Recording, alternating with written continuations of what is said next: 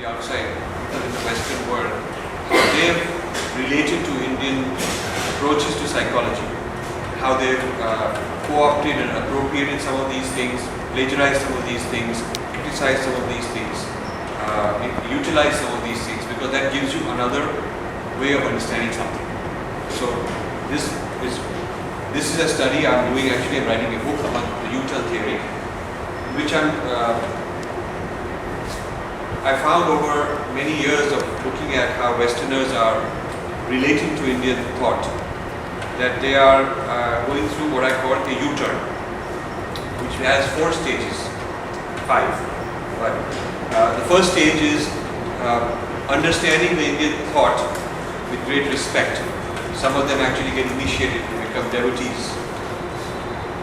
So that is when they are very much positive and they are enjoying the experience, they're benefiting from it. A lot of them stay there, they don't move to the next stage. Some people move to stage 2, in which they want to erase the Indian origins and consider it to be something generic. So then they don't have, there are many reasons for it. They may think it's baggage, they have to get rid of that baggage of being Indian. And it's got connotations, it's got linked with some horrible things, they have ideas about some horrible things. So they shed that link of Indianness, and that becomes like New Age, or it becomes very generic. Some of them stay there and don't go further, some go to stage 3. And in stage 3 it's no longer generic, it is part of their own culture. So it is either Christian idea, they look for some idea, or a Jewish idea, they look for some origin, or it's some secular scientific idea that is part of the Western discovery. So it's no longer neutral. So first it is Indian, second it is neutral, third it is theirs. And some of them stay there, and then some go to stage 4. And in stage 4 they actually hate the source, the Indian source. So they now have they will say that what this knowledge is about is not only not from there, but actually they have negative things to say about the Indian source. So this is a kind of a psychological thing that goes in the head of such a person. There are ego reasons for it, because if you've taken something and now it's no longer neutral, it's yours. So one way to really call it yours is to say that I have nothing to do with those people, in fact I hate them. So then you are spared that link. And then stage 5 is this kind of a knowledge is imported into India, and it becomes part of the Indian fashion. It becomes an intellectual fashion for Indians to understand themselves as others have understood them. So a whole lot of especially in the last 2 generations, a whole lot of intrusion into Indian higher education, and through that into media and other things, where the Indians' ideas about themselves are based, as far as the academic system is concerned, based largely on what others know about India. Good proof of this is you go to any social sciences curriculum, you'll find most of these are Western theories. Even theories about India are Western theories. You'll find it across the social sciences. And the social sciences are very value laden. They're very much based on the values of the people who created these theories, and also they're a product of history of whichever culture originated these kind of theories. But Indians have become probably among the biggest fans and biggest users of this kind of Western culture. I also compare this with other civilizations, like for instance Chinese civilization, and I find that they have not done the same. It may be partly they're more nationalistic, partly because the language, they don't have English, so they haven't assimilated as much. But there are various reasons why Indians have assimilated more of this. So that is stage 5 of the U-turn. Now, often people say, isn't sharing between cultures normal? And I say, yes, it is. Sharing between cultures has always been an important force. There have been positive outcomes even when one culture conquers and dominates another. So, culture A dominates culture B, but then good things come out of it as a byproduct also. Like Europeans conquered Native Americans, but a whole lot of things entered Europe and entered the rest of the world because they brought this back. A lot of things which are considered, we don't appreciate that they are actually of Native American origin. Within the dominant cultures, there are individuals who have genuine respect for the dominated culture. So what I'm going to tell you is not a critique of everybody, but it is a critique of a certain kind of mindset which is significant that I'm focusing on. And my personal journey has involved cross-cultural influences which I benefit from. And in fact, many Westerners have helped me in my research. So, but it's important to study how asymmetric power, which means an imbalance of power, relations in the cultural ecosystem results in unfair appropriations. So I may appropriate from a weak culture, politically weak culture, I may appropriate from a strong culture. They may appropriate from me, my culture, but they have more power, they have more ability to use it, they have more ability to call it theirs, they have more ability to oppress than in the other direction. So while both are appropriating from each other, because there's a difference in power, it has different consequences. So some examples before I talk about psychology are, for example, explorers went and got land, gold and slaves in various parts of the world. Anthropologists go and get hold of some third world native informant. There is an asymmetry of power because the anthropologist is understanding the culture of the other person is sort of the object of inquiry under the microscope being looked at, and not the other way around. The native informant from some village in India is not going to study the white scholar who's come and write about them and get grants and get degrees and have the ability to shape that discourse. So the anthropologist has the power in their hands. Then there are people who study texts, Indian texts, they go to a Pandit. The Pandit doesn't even know what will happen out of this. He doesn't have any really interest or ability to shape things in the global arena. But the scholar comes, learns, and then they can put it in the context they want, use it how they want. Then there are a lot of liberal arts scholars, people who are into the arts. There are a lot of Koreanized Indian students and scholars who basically are learning what the West has understood the world to look like. There are archaeologists and historians who go and collect rare objects from various parts of the world and bring it to the West, make museums, make archives, and they look at it through their eyes and their interest, what they find interesting and how they examine it. The cognitive scientists, I've been talking about this, cognitive scientists have studied yogis and meditators for quite a few years. Drug companies go and get herbal plants and herbal treatment systems like Ayurveda is one example and co-opt it and call it their own. Multinationals go and acquire indigenous producers, and US think tanks get hold of government officials and bring them in. So with this little background, I'll tell you what I'm going to cover, what I'm not going to cover. My book will cover a lot more than I will cover today. I'll talk about what have been the Indian influences on mind sciences. In the West, there is a field called mind sciences. So what you call psychology may be a subset of mind sciences. I'll give three examples of Indian influences. One is cognitive science and neuroscience, and there is this idea of first-person scientific empiricism. First-person empiricism means that unlike me studying a client or a patient who's somebody else, and I'm looking at data about that person, and I'm coming up with theories how to solve this problem. First-person empiricism is I'm understanding myself. So I'm basically in an inner laboratory. Inner being is the laboratory. And in this laboratory, I'm making observations about my own self. That is first-person empiricism. This is where the Indian approaches are outstanding. That's what they are looking at. Then I talk about transpersonal psychology, which is a Western discipline within the psychology discipline. It is new, and it is almost entirely influenced by Indian thought. Almost entirely. Right from the founders themselves will tell you that. And then I talk about Jungian psychology as one example. The influences of Indian thought on Jung, who's an important Western thinker in psychology. After giving you some examples, I'll talk about the theory itself. I'm not giving you the theory first, I'll give it later. And then what is the implication of this theory in an inter-civilizational tension or competition? What I'm not going to talk about are Indian influences on the philosophy of science, which have been considerable. Influences on linguistics, mathematics and astronomy, on the life sciences, and on Western culture in general. And these are things that are written in my book. Each of them have had U-turns, but I won't talk about it. I will talk about these because they're relevant to the psychologists. Now, traditionally, people have used to understand Indian thought. they have done it's a combination of three kinds of things. One is looking at historical events. So that is history, which is out there.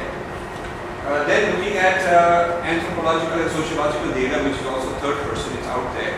You look at those people there. And then you look at text, which is also third person, because I'm the scholar and here is a piece of text which is outside of me. And I study it like I would study plants or clouds or something. I study this text and I try to understand what it means.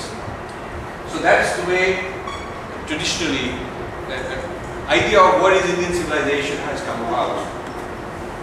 And now what I'm going to focus on is a new kind of a trend which started 10 to 15 years ago, very seriously in the West, where in neuroscience and cognitive science, which is the third person science, they go and measure the brain and brain activities and all kinds of things, but they are measuring yogis who are having a first person experience.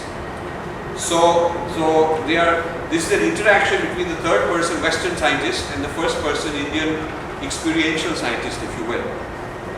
Okay, so this is what I'm going to talk about.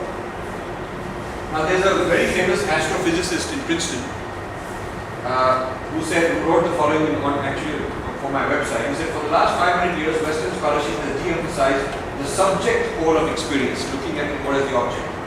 The almost exclusive force on objectivity allowed science to prosper. After this remarkable achievement, the time has come to shift to a more balanced way of looking at experience.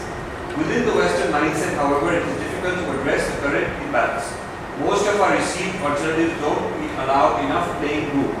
We are used to thinking in terms of science versus church, for example, but both the Reformation and the Counter-Reformation share attempts to move towards more objectivity, leaving little room for the rich contemplative traditions. So he's saying that West has walked away from the inner experiential dimension of science. Other dichotomies such as materialism versus idealism tend to provide caricatures for the subject pole of experience, either as the functioning of a machine or as solipsistic mastermind. Clearly, science will have to come to grips with the study of the subject in the near future using a suitable methodology. And rather than trying to reinvent the wheel, it would be very useful for Westerners to pay attention to what has been achieved elsewhere, not just out of respect for others, but actually for its own interest. So he is a major advocate, has been for the last 10-15 years, of getting Westerners to take the first person experiential part of Indian thought seriously. This is Alan Wallace, who's also a professor in California. So modern Western academia defines science, philosophy, and religion by its own uniquely Western criteria. Anything deemed science must fit the modern Western criteria of third person impersonal. Anything deemed philosophy must be similar in spirit and content to Plato, Aristotle, and the subsequent schools of Western philosophical speculation. And anything deemed a religion is so designated insofar as it bears characteristics similar to Christianity and Judaism. With this ethnocentric bias, academic departments of the sciences regularly exclude any non-Western disciplines for exploring the natural world, as if the West has a monopoly on that knowledge. Specifically, he says, psychology departments rarely include any non-Western approaches to studying the mind, despite the fact that this has been a far more central concern of rational and experiential inquiry in various non-Western cultures, especially India, than has been in Western civilization. Academic philosophy departments regularly exclude all non-Western philosophies based on the irrational assumption that other civilizations have nothing to offer in this field. Finally, non-Western religions are still profoundly underrepresented in many religious studies departments. In the global village that the world has become, it is absurdly parochial to continue on this ethnocentric course. The sciences, philosophies, and religions of non-Western cultures have a great deal of wisdom and knowledge to offer to modern understanding. So he's one of the persons who's championing the kind of thing I'm talking about. Now this is an interesting example. This is from Science. This is from Science magazine. On this side are the Dalai Lama's people. This is the Dalai Lama himself. They are Buddhist practitioners, and these are Western scientists. We are neuroscientists and cognitive scientists. And this is something being done for 20 years now. Every year, a conference is held. Once in US, 1 year in Dharamsala, they alternate. And this is the West trying to understand how certain states of mind and certain states of consciousness are being achieved in the Buddhist tradition in particular, and studying it and really coming up with theories about it. And because the West feels that they have reached the limits of scientific inquiry based on their own models. So the cognitive scientists and neuroscientists are now looking outside the Western model, looking at people who can achieve amazing things in order to figure out new ideas of mind and brain models. So some of the articles written about this are Buddhism with its 25-year history of deep introspection has much to offer neuroscientists. Then there's a quote, Buddhist science of mind consists of refining the attention, enhancing attention skills, and developing very sophisticated means for investigating the nature of the mind from a first-person perspective. Areas where Buddhism challenges the neurosciences. So Buddhist achievements which can be measured empirically challenge the models. For example, holding mental images for long periods. You know, there is something called functional MRI, which is a machine that can measure the brain. And when your thought changes, it changes. So you can tell how long the person is holding on to one thought. You know, let's say you're doing a visualization, you're visualizing something. How long can you hold it? The moment your mind wanders, the machine will know. So they are able to hold things 100 times longer than is possible according to neurological models. Because according to neurological models, there's so much change going on that any equilibrium which allows you to hold still is only possible for a short period. So this is challenging the model of neuroscience. Holding attention fixed for hours. Shifting attention ultra fast. Now that is the opposite side. How you go from this thought to that thought, this thought to that thought, this thought to that thought. What's the fastest you can do? So they have found Buddhist meditators who've done it 75 times a second. They can switch two images, this, that, fast, real fast, and the neurological models cannot understand how such a thing is even possible, even conceivable.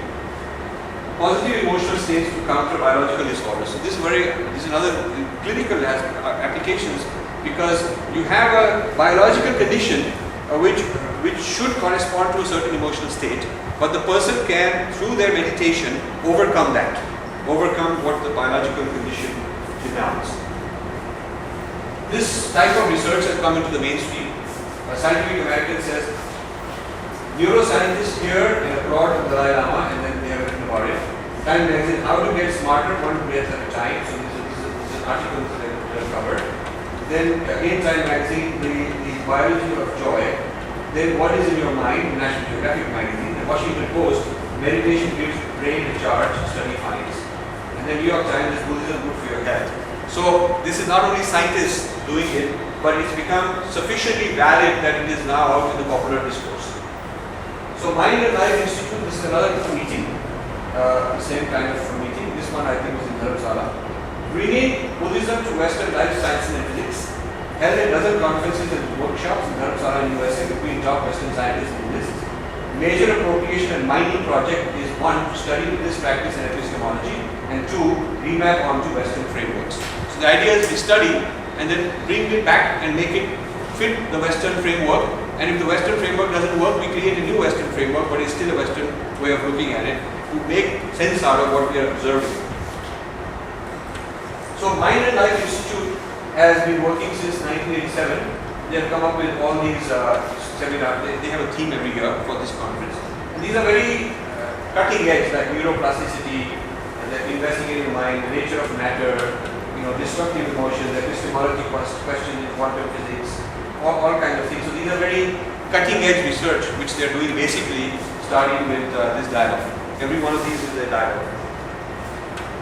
In the 2006, they have announced that their topic is functional neuroimaging, research, neuroplasticity and its implications, integration of first-person methods in research, affective and cognitive trait effects, longitudinal research, epistemological and methodological issues. So what I'm trying to tell you is that while people in India may not be aware of much of their own tradition, the interest in the West is not among just some new age type, hippie type people, like where it might have started, but with people at the cutting edge of research on mind science. The unfortunate thing is, we look at Mind and Life Institute's websites. They have something called Science and Contemplative Affiliates. These are considered to be the exemplar of the people that are role models. And the issue is that there is not a single Indian on this list. So Indians are the objects being studied, but the people who are studying are all Westerners. So it's like, I am going to write the paper. It will be my copyright. It will be my discovery. I'll get the award for it. I'll come up with my own terminology on what I consider all these different things to be, not what your tradition calls them. But I don't have the ability to create that state of mind. I don't know how to do it. You know how to do it. So I'm going to study you as my subject or as the object of inquiry. So it's very interesting. You look at all these, there is another secret Indian name in this. Quite startling. And yet they say very positive things about India and Indian culture because they need to get samples. So the Indians is the specimen that is studied. So then Alan Wallace, whom I had talked about, even after he said all those great things that the West needs to study from India, I gave you his quote, he got funding from a huge wealthy source and he started an Institute for Consciousness Studies. And these are the researchers on his team and they're all top-notch. This is University of Paris, this is Princeton University, this is Institute of Advanced Studies in Princeton, this is University of California, University of Michigan, University of California. This is the editor of Consciousness Journey, this is from Amherst College. So all these are Western people that are part of this movement. And this movement of consciousness studies has got a few thousand people in it. I've just given you a few examples. Time magazine says, not only do studies show that meditation is boosting the immune system, but brain scans suggest that it may be rewiring their brain to reduce stress. 10 million American adults now say they practice some form of meditation regularly.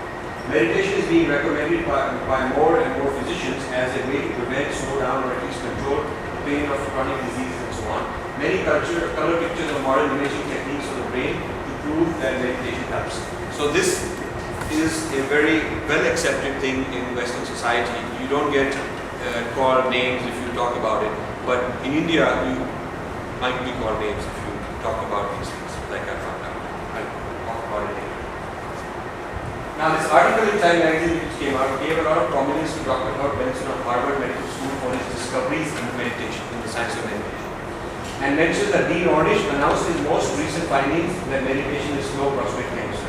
And it honors John Kabat-Zinn. John Kabat-Zinn has been studying a group of patients with psoriasis and incurable skin disease. The meditators' skin cleared up at 4 times the rate of the non-meditators. Then it says the better your meditation technique, Kabat-Zinn suggests, the healthier your immune system. One study, for example, shows that women who meditate and use guided imagery have higher levels of immune cells known to combat tumors in the breast. So they are talking about, but the people they are honoring are these Western scientists. And focus is on how the West has discovered all this. Tributes to Western scientists who conducted laboratory studies on yogis and meditators for nearly 40 years, marginalizes the Indian origins and even alludes to the Indian cultural aspects as baggage to be shed in order to bring meditation to its Americanized perfection. Uses the common but inaccurate way of describing meditation as a confluence of Eastern mysticism and Western science. So by glorifying it as some sort of patronizing term like mysticism, it is made to look irrational and unscientific, which requires a proper Westerner as a scientist to make it legitimate. Denigrates the legitimacy of mantra. He says, as meditation is demystified, there is less incense burning. In its most modern Americanized form, it has dropped the creedy mantra. That has you memorize a secret phrase or syllable. So it is kind of, we don't need that anymore. We are Americans and we are beyond all that. Those people have that, but we are sophisticated scientific minds. With a tone of heroism, Time announces that Victor Davidge will have a new book out, 8 minutes that will change your life, to teach the new American form of meditation. Because 8 minutes is the TV commercial break. In the TV show, there's 8-minute commercial break in typical. So you can go meditate your day in commercial break. That kind of idea. Okay, so now the question I'm asking is, who are many of the Western scientists that I've talked about? Let us examine their background in studying and practicing Indian tradition over several decades. It turns out all of them in their early works were in stage 1 of the U-turn. They were deeply involved in studying Indian thought, but now they're hardly ever mentioned. So I'm going to give you I might have put the whole thing out there. Okay. So if you do a time diagram from left to right, the thought of all kinds, Vedanta, meditation, yoga, Tantra, Goddess, Buddhism, vegetarianism, all kinds of things, were deeply in fashion in the 1960s when a whole lot of hippies and the yoga movement started, the New Age movement started. Some of these Indians went and became gurus in the West. A lot of these people went and became gurus. And there were American individuals before the American institutions got interested. There were a bunch of individuals who, for their own personal reason, wanted to understand this.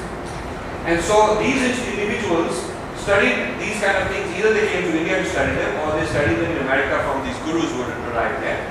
And from these people emerged a bunch of disciplines on the fringes of the American academy, not mainstream at first. They came there on the fringes. For example, there is this New Age yoga movement, there is Transpersonal Psychology, which is in psychology departments but not mainstream, self-improvement, consciousness studies, philosophy of quantum mechanics, ecofeminism. These are some of the disciplines that emerged in the 60s, 70s and 80s as a result of a lot of American individuals studying these Indian things. Then they went further and got funding both from the secular establishment and from Christian establishment. This is fantastic thing going on. There is a lot of very large religious groups that want to have something to do with this. Either they view it as a threat to be contained, or they view it as an asset to be captured. Both are represented. So nowadays the funding is producing things like cognitive science and neuroscience. I gave you some examples.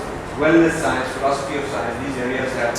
And then this is finally enriching American thought. And this arrow at the bottom says that this is actually moving back to India. Indians are learning from the Americans about their own culture, which I'll tell you about. So now Benson, the guy who was featured in Time magazine, let's see what his background is. Time magazine, on how he started as a researcher of Maharishi Mahesh Yogi's transcendental meditation. And this is a quote. In 1967, Benson, a professor of medicine at Harvard Medical School, afraid of looking too flaky, because in those days it was considered not credible to be researching meditators. You would be blackballed or blacklisted by our colleagues. Waited until late at night to sneak 36 transcendental meditators into his lab to measure their heart rate, blood pressure, skin temperature and rectal temperature.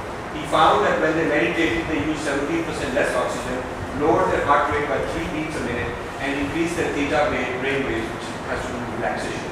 The ones that appear right before sleep, without slipping into the actual brain wave pattern of actual sleep.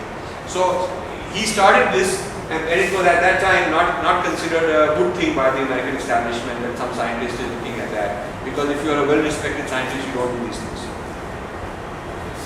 After scientifically validating the medical benefits of TM, Benson broke off from the TM movement, started his own trademark technique in a very popular book called The Relaxation Response in 1975. His original idea was to replace TM's mantra with the word one.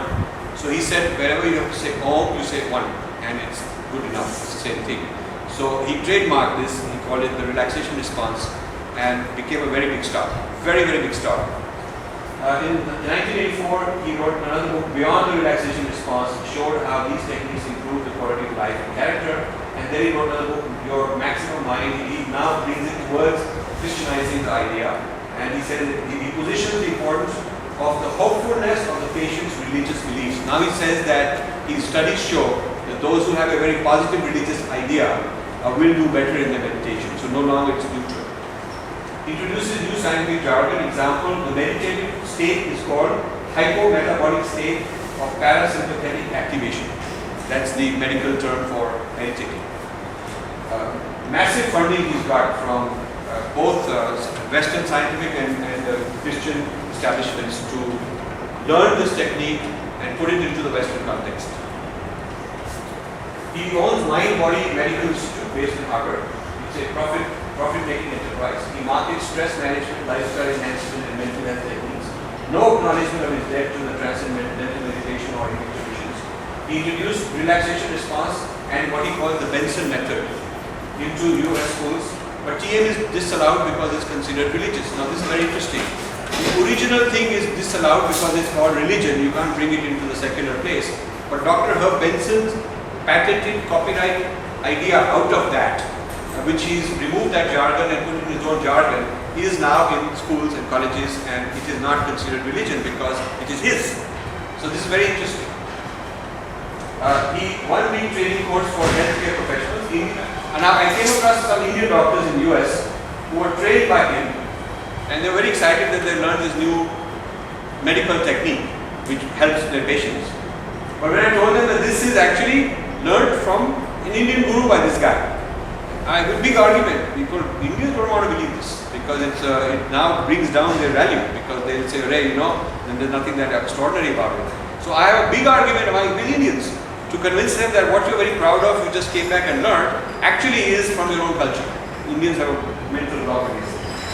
His 30-page biodata lists dozens of research publications and prestigious affiliations, but carefully sanitizes the jargon to make all his work appear to be Western science. His books have sold 40 million copies. So that's one example of U-turn. Now, Benson's Christianizing is often done in collaboration with others to keep his image secular. So he's at Harvard, he keeps his secular and scientific. But he collaborates with people who will bring it into another religion context. So for example, he held a major 3-day conference called Spirituality and Healing in Medicine. And besides clinical practitioners and researchers, there were also clergy and social workers. Christian theologians lectured on similar things they discovered in Pentecostals, charismatic movements, Seventh-day Adventists. These are examples of Christian denominations. So he brought in people from those denominations to take his work and look at it from a Christian point of view and say, we find similar things already in Christianity thousands of years ago. So to kind of bring it into their teaching of Christianity, bring all this knowledge, all this scientific knowledge, and kind of Christianize it. So he collaborates with those people. He stays secular, but he collaborates with certain kinds of people only, helps them, educates them to take it into their own religious tradition. He's launched a new trend to bring Judeo-Christianity and mysticism into the limelight using Indian techniques and theories to strengthen them, and to gradually fade away the Hindu, Buddhist, Jain, Sikh context, origins of these, often done in the name of universalizing the benefits. Often he will say the reason I'm doing it is because it makes it more universal, because the West is stronger. The Judeo-Christian institutions retraining tens of thousands of their priests to modernize these ideas. So there is now a huge training program to train priests when they are preaching, they can use neuroscientific concepts in preaching religion. Another example is Daniel Goleman, who's famous as the originator of stress management in the West, and he wrote a bestseller called Emotional Intelligence. It's a bestseller book he wrote. Learned Indian methods working at Benson's Institute in Harvard. During his PhD, he was very enthusiastic about yoga and meditation for dealing with stress, but peer pressure caused him to disguise the Indian background in his PhD dissertation, repackage it as Western. It's very interesting. Towards the end of his work, before submitting his PhD, he was encouraged that you go back and remove all those references to having worked in ashrams and having worked with meditators. It will embarrass the establishment. So he removed all that. He used Dalai Lama to write introductions and endorsements to his works and publish scientific dialogues with him about the mind's axis. Founded prestigious research institutes in various places. Deemed to be the father of the major American corporate movement on stress management and leadership training, emotional issues and ethical issues in the workplace. After establishing his brand name, got distance from the Indian traditions. In all the vast literature at his website, I found no mention at all of the Indian traditions from which they are derived. There's no mention at all. Dean Ornish made medical history in the US when major US medical insurance started to fund his reversing heart disease cardiac treatment. He became very famous in the 70s. He came up with something called reverse heart disease. Means if you have heart disease, you can reverse it. And this became established. Medical insurance companies started actually paying for this treatment. And the treatment plan was based on the healing system. He acknowledged in his first book that his guru Swami Satchitanand taught him meditation, yoga and vegetarian diet as the key ingredients to reversing heart disease. What Swami Ramdev is doing or something like that. This Swami Satchitanand was doing it. So he learned it. He wrote that in his first book. However, his recent works barely mention this link, and others classify his mainstream movement as Western science. So he's phasing out the reference to the Indian origins of this. When in these early days he was full of respect, he was still in stage 1. He was talking about how he's practiced this for 10, 15, 20 years in India and learnt it. So he was very proud of what he had learned in the early days. But now he doesn't acknowledge it, and those who quote it as Western science. John Kabat-Zinn commercially franchised Vipassana under the name mindfulness meditation. He has a registered trademark called mindfulness meditation. I came across a person, a white woman in this local yoga center in Princeton who had just come back, and she was teaching mindfulness meditation. So I went and attended the class, And after the class I said, this is Vipassana. I know this is Vipassana. And she was very angry. She said, no, I've never heard of this. I don't know what you're talking about. I learned this from the Mindfulness Meditation Institute. I have my certificate. And the person who taught me, John Kabat-Zinn, done a lot of original research on medical patients. It is his discovery, blah, blah, blah. So, when I meet John Kabat-Zinn, privately he will acknowledge, and he's very, very nice, and he's so thankful for the Indian tradition to teach him this. But what his students learn and move forward is a U-turn. So he may privately respect, publicly U-turn. It's a very interesting state. Like privately he will not have any problem. But publicly what he teaches does not include the Indian link. So he's marketed as a recent scientific discovery based on his medical research conducted at the Department of Medicine, University of Massachusetts Medical Center. He has research grants on his proprietary meditation techniques, effects on melatonin levels, the hormone thought to act against cancer, effect on psoriasis, effects on breast cancer by the US Army, funding all this. Franchise almost 200 centers across USA to deliver clinical services, which are used for all kinds of things from hypertension, chronic pain, and the Indian idea of imagining a certain chakra or imagining a certain thing, they've called it body scanning, guided meditation, and they come with many medical terms where it's not anything to link with any Indian thought. And he offers this in bilingual in Spanish and English. And first and second year medical students, corporate executives and other high level professionals, they take an 8-week course with 40 students per batch. He teaches them in 200 cities around the US. So it's a big time thing. Then there is a professor, LaBerge, who is a very prominent professor of cognitive science at Stanford University. Very, very well-known, powerful man. He acknowledges spending extensive time in India to learn from spiritual masters and practicing Hindu and Tibetan Buddhist methods for 20 years. Scientifically, he measured the effects of Yoga Nidra, which is a particular yoga technique, and he renamed it lucid dreaming. He patented lucid dreaming, and he established the Institute of Lucid Dreaming in many parts of the world, which is his institute.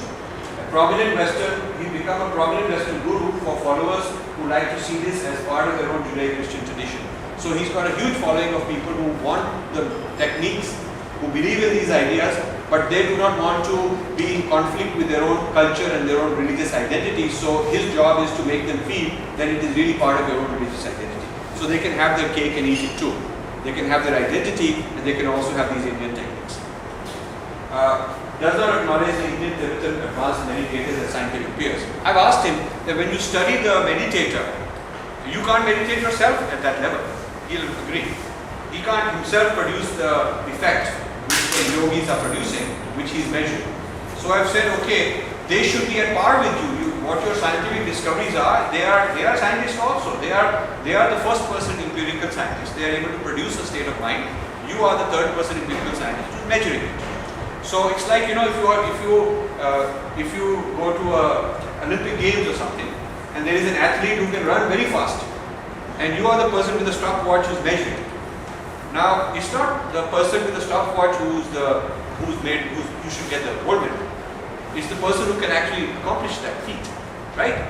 So in this case, it works differently. It's not the yogi who's able to achieve that state that is given the credit. The credit is given to the Western scientist who measures it, who discovered this yogi, who brought him to his lab, who gave him some money, who studied him and wrote about it, who called it his own discovery. So like you discover stars and plants and animals, you discover the yogi, he's your own, you discovered him, he's yours. So there is that kind of issue there. Then there is Francisco Varela. He died unfortunately. He was a cognitive neurosciences professor, brain imaging laboratory in Paris, a co-founder of Mind and Life Institute.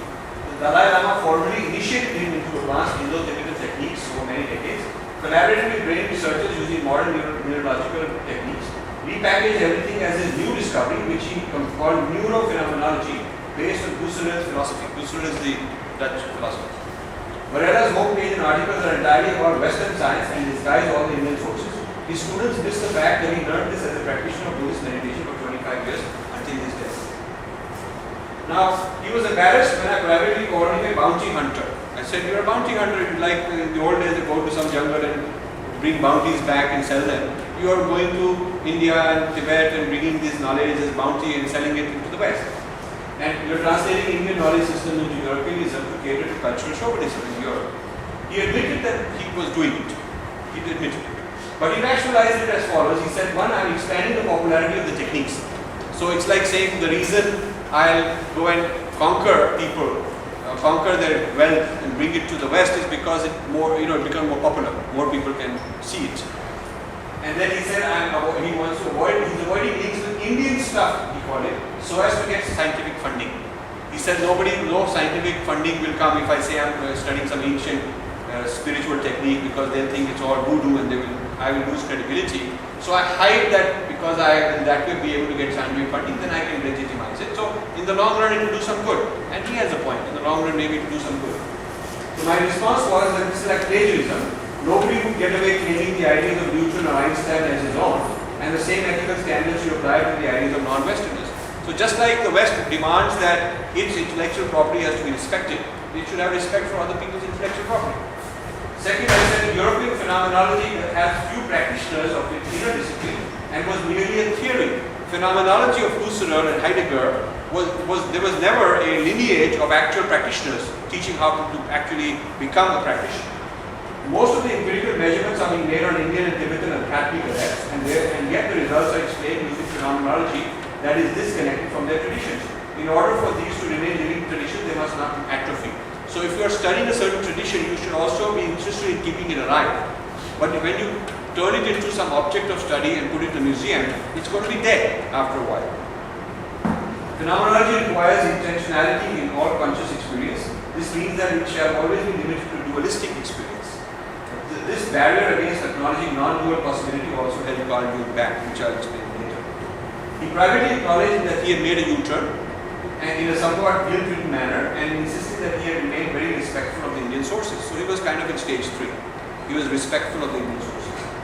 Varela told me that he wanted to remedy this problem by explicitly acknowledging the Indian tradition and epistemology, but unfortunately he died a year later. He could not carry out the promise. Evan Thompson is in MIT. He did his PhD on Madhyamika Buddhism, and he was Varela's ace student who has now distanced himself openly from Indian source traditions. Says he learned everything by his own research, using the epistemology and findings of Varela as his starting point. Considers Indo-Tibetan sources as not relevant to his research anymore. So this is how the U-turn happens through multiple generations. One guy discovers it and respects, and he puts it into a Western context, but he still respects the Indian source. His student comes and says, I know nothing about the Indian origins, I only got it from my teacher, I don't know anything you're telling me, and this whole thing is Western science. A living case of how the dominant cultures appropriators like Varela become installed as the locus for future generations. So the Westerner who claims it becomes the starting point, like what we call Jungian thought, like he's the starting point. So some of the key institutions that are involved in this cognitive science and neuroscience appropriation are listed here, and they have a whole lot of conferences, and there are both empirical institutes that are doing measurements on Indians, and then there are theory builders who are making Western theories. And if you look at the Indic terms, I won't go through all of them. These are some of the appropriators, and they have turned it into Western terms like phenomenology, neurophenomenology, mindfulness, lucid dreaming, energy medicine. So pranayama is energy medicine, yantra is called sacred geometry, nar brahma is called sound therapy, beach mantra and TM is called relaxation response. Yoga is called pilots. There's a whole movement called pilots. The pilots is the name of a man who came up with this whole thing, which is yoga, but it's called the pilot system of relaxation, and so on and so forth. So this is an example I gave you from this whole discipline known as neuroscience and cognitive science. The second, out of the 3 kinds of examples I give, the second category is transpersonal psychology, which is this branch of psychology or system of psychology. Now it's very interesting that Roberto Assagioli is considered, he was a contemporary of Freud, and he was the founder of psychoanalysis, which was the West's first truly transpersonal psychology. So he's considered the founder. And this is a quote from the website that is explaining his life. Here's a very interesting quote. He says, we must give Assagioli the credit for introducing the concept of the higher self into Western psychology. The higher self into Western psychology. He deserves our gratefulness in opening up psychology to all sorts of investigations into the higher, and afterwards called transpersonal. Then later on, the higher self, he called it transpersonal, which means beyond the limited person. Transpersonal realm of consciousness. He was the pioneer who laid the foundation for future explorers of the human psyche, people like Ken Wilber and all his colleagues in the transpersonal psychology of today. Now, he is sometimes blamed for not stating his sources. He's sometimes been criticized for not stating his Indian sources. But we can see now why he was so reluctant to point out the Eastern sources of his psychosynthesis. Psychosynthesis was the jargon he gave. The scientific world of his days was not right to acknowledge the deep wisdom of esoteric traditions and was very skeptical about everything higher. So in that, the reason he did it is because his psychology colleagues were not willing to accept such things. So he chose to frame his findings about the self in Western quote scientific vocabulary. This prudence, so the person who is writing about him says that this was a very prudent thing he did. This prudence made his writing more acceptable in academic circles. He was wise in doing so. So they're not denying the U-turn. They are saying it was a wise thing to do. And then it is estimated that 70% of the authors of the Journal of Transpersonal Psychology have practiced Hindu or Buddhist techniques at some point. This is their own biographical data. Now, one of the, probably the preeminent living person in the field of transpersonal psychology is a man named Ken Wilber. And I've had a lot of encounters with him. Ken Wilber is the latest icon of transpersonal psychology in the West. He wrote, his first book was one of the early books called the Atman Project, which is all about Indian thought, Indian psychology. Then he wrote Spectrum of Consciousness, which is also like that. Then he wrote Transformation of Consciousness. He said the purpose of his writing is to explain Indian mind sciences to Western psychologists. He wrote that. He said, we Western psychologists don't understand this. My job is as a translator, I'm going to put it in a Western language so other psychologists in the West are able to understand. That's what he says. In fact, he does tables where he says this is the Indian concept, this is what they call it, this is the Western equivalent concept, this is what I'm going to call it. He has tables like that. And his integral psychology openly draws upon the work of Sri Aurobindo. He was very deeply involved in understanding Kashmir Saivism and Sri Aurobindo's teachings, and explicitly positioned himself as a psychologist bringing this knowledge to the West. Until 15 years ago, he had no problem. He was bragging about how much Indian thought he has understood and practiced, and he's bringing it to the Westerners because he makes it simple for them. He had no problem with knowledge. He explained, he translated Indian concept for Western psychologists, drawing attention to their importance. He explained the scope of modern Western psychology schema. He expanded the scope by adding the supranormal or transpersonal states of consciousness described and cultivated by Indian practitioners. He emphasized that Western psychology could not afford to ignore thousands of years of Indian empirical experimentation in the field of consciousness studies and psychology writings. He was not afraid to acknowledge his debt to Sri Aurobindo and the Indian traditions, and was quite upfront that he was repackaging Indian traditions. This is the early Wilber. Later stages. Upon achieving success in the West, he marginalized his reference to Indian traditions into footnotes, then into minor endnotes, and finally avoided them most of the time. So now his books don't even mention it. By erasing links to India, he rescues the chauvinist Westerner from any association with perceived superstition, backwardness, lack of rationality, and other stereotypes. So, now it's become very clean, it's become whitened, it's become very clean, civilized thing, white people can do. It's not about those primitive people over there. So that's his job, to make it like that. This role is one of considerable power, given the importance of these appropriations to Western culture. Now he places himself at the top of his pyramid of consciousness levels, which Sri Aurobindo acknowledged but located lower than his own level of consciousness. So he says, I acknowledge Sri Aurobindo as a great exemplar, but I have actually gone further. I have actually achieved consciousness states higher than he has achieved. He claims to have surpassed all preceding human beings and discovered his own system, that he has made original breakthroughs that no human being ever did. He started something called Integral Institute. He claims this as a proprietary intellectual property, has trademarked integral psychology, even though he knows that Indra Sen, a lifelong disciple of Sri Aurobindo and the mother, had already written a 360-page book called Integral Psychology in 1986. Sen's book was based on letters from Sri Aurobindo and the mother authenticating his experiences. Integral Institute shows no links to India and demands its members to surrender to his claim over integral psychology. That is his logo. And, so they take the symbol, they take the ideas, but now it is his. Now he claims to be post-Aurobindo, which means he's gone beyond.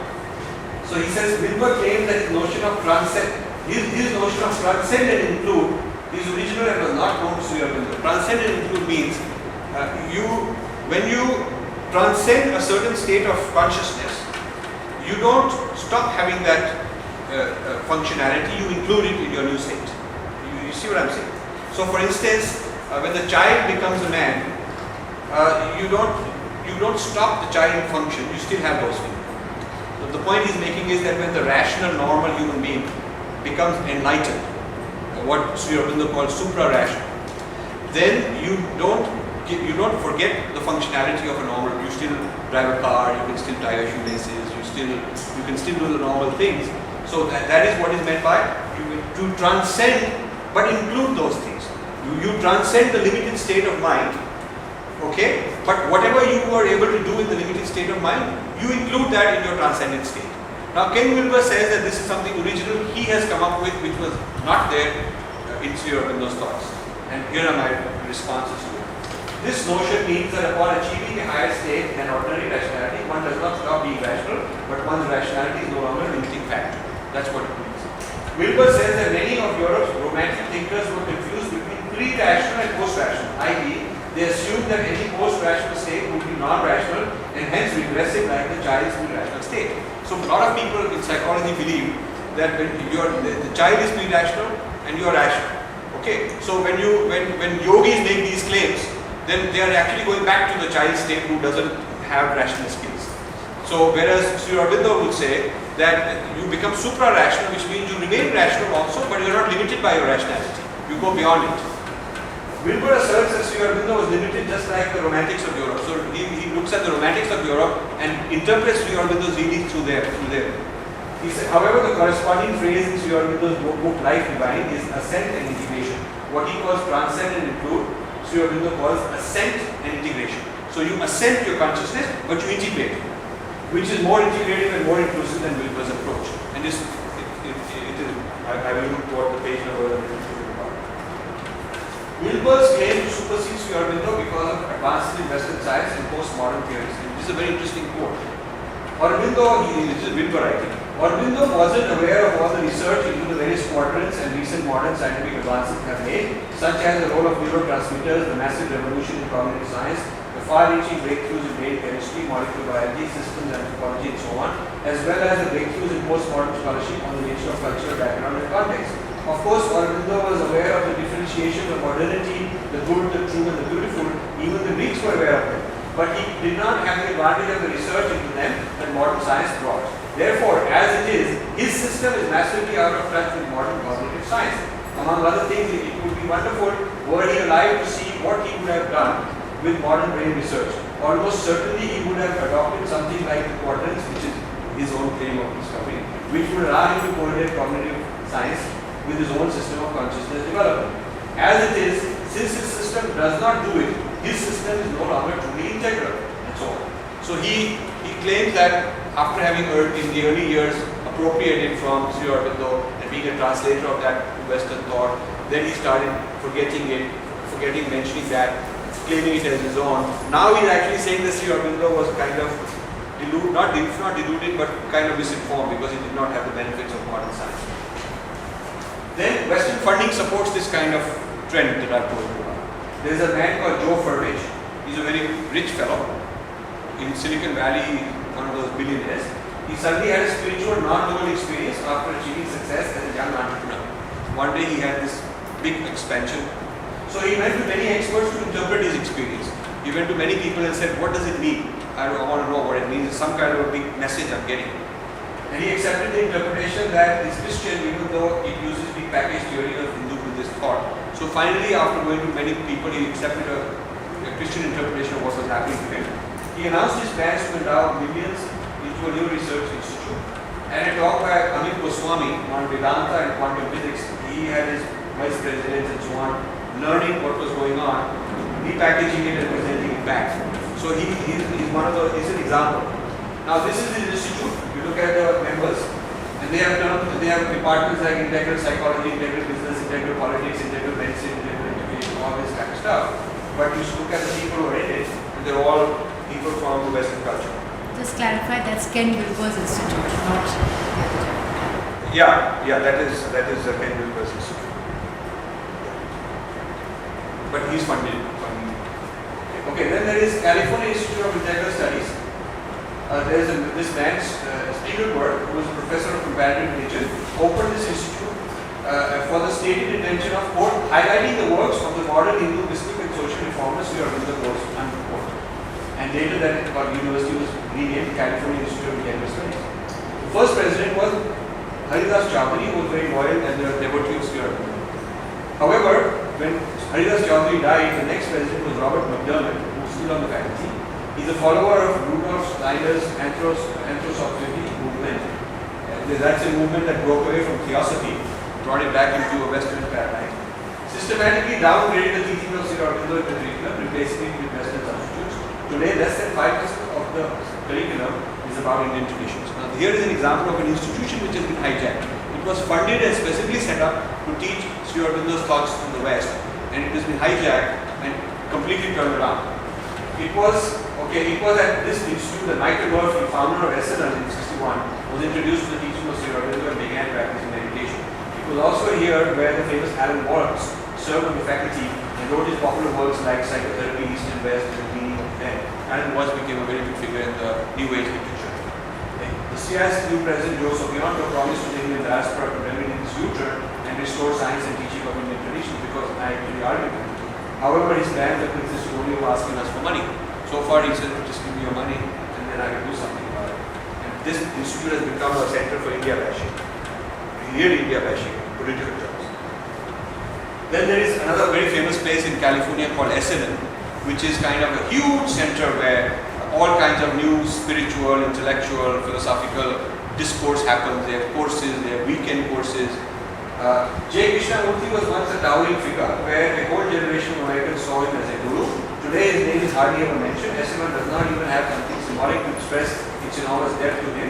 His Western disciples built many institutions across USA inspired by his teaching. So J. Krishnamurti has been taken, harvested, forgotten. The teachings at SNL are now branded as various trademark theories and discoveries by a wide assortment of Western psychologists, New Agers, and lifestyle enhancement experts. Krishnamurti has been replaced by modern appropriators who made their use.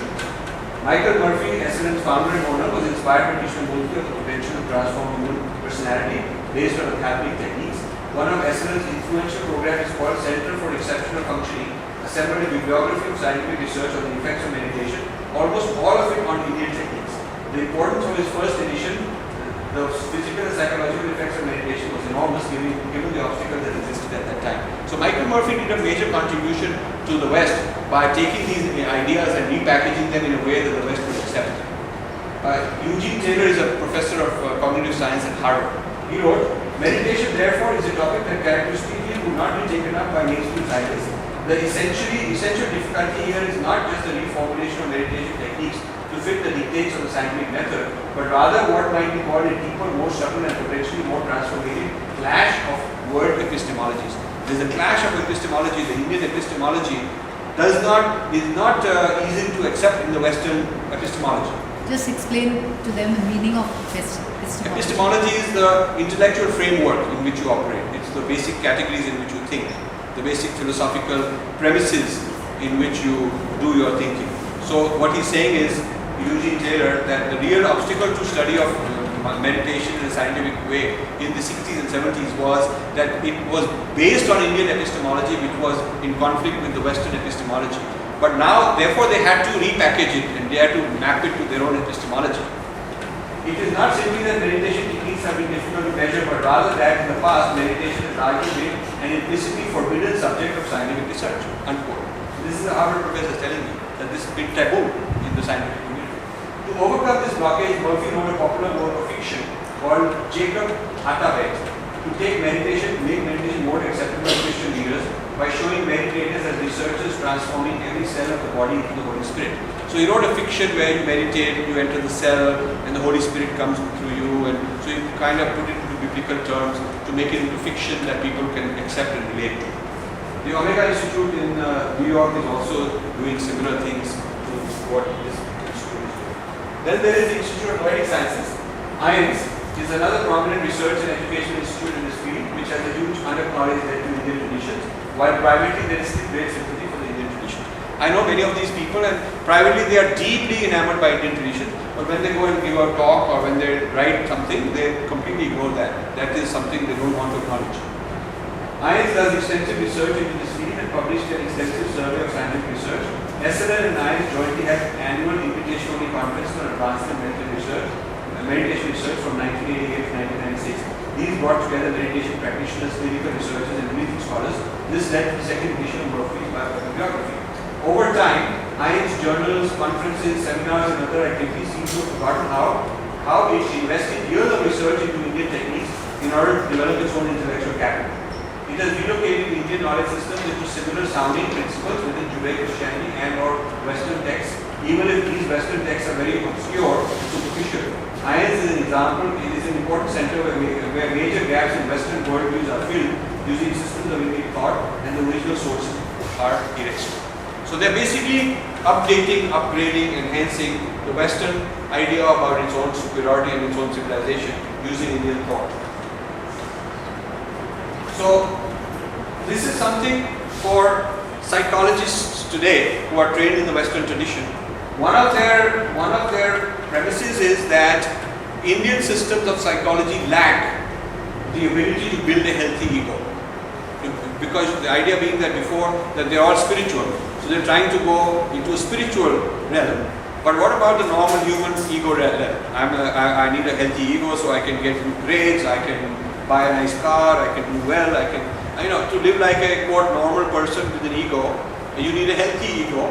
And so they say that the Indian approach is so mystical and so spiritual that it doesn't do anything in the practical realm.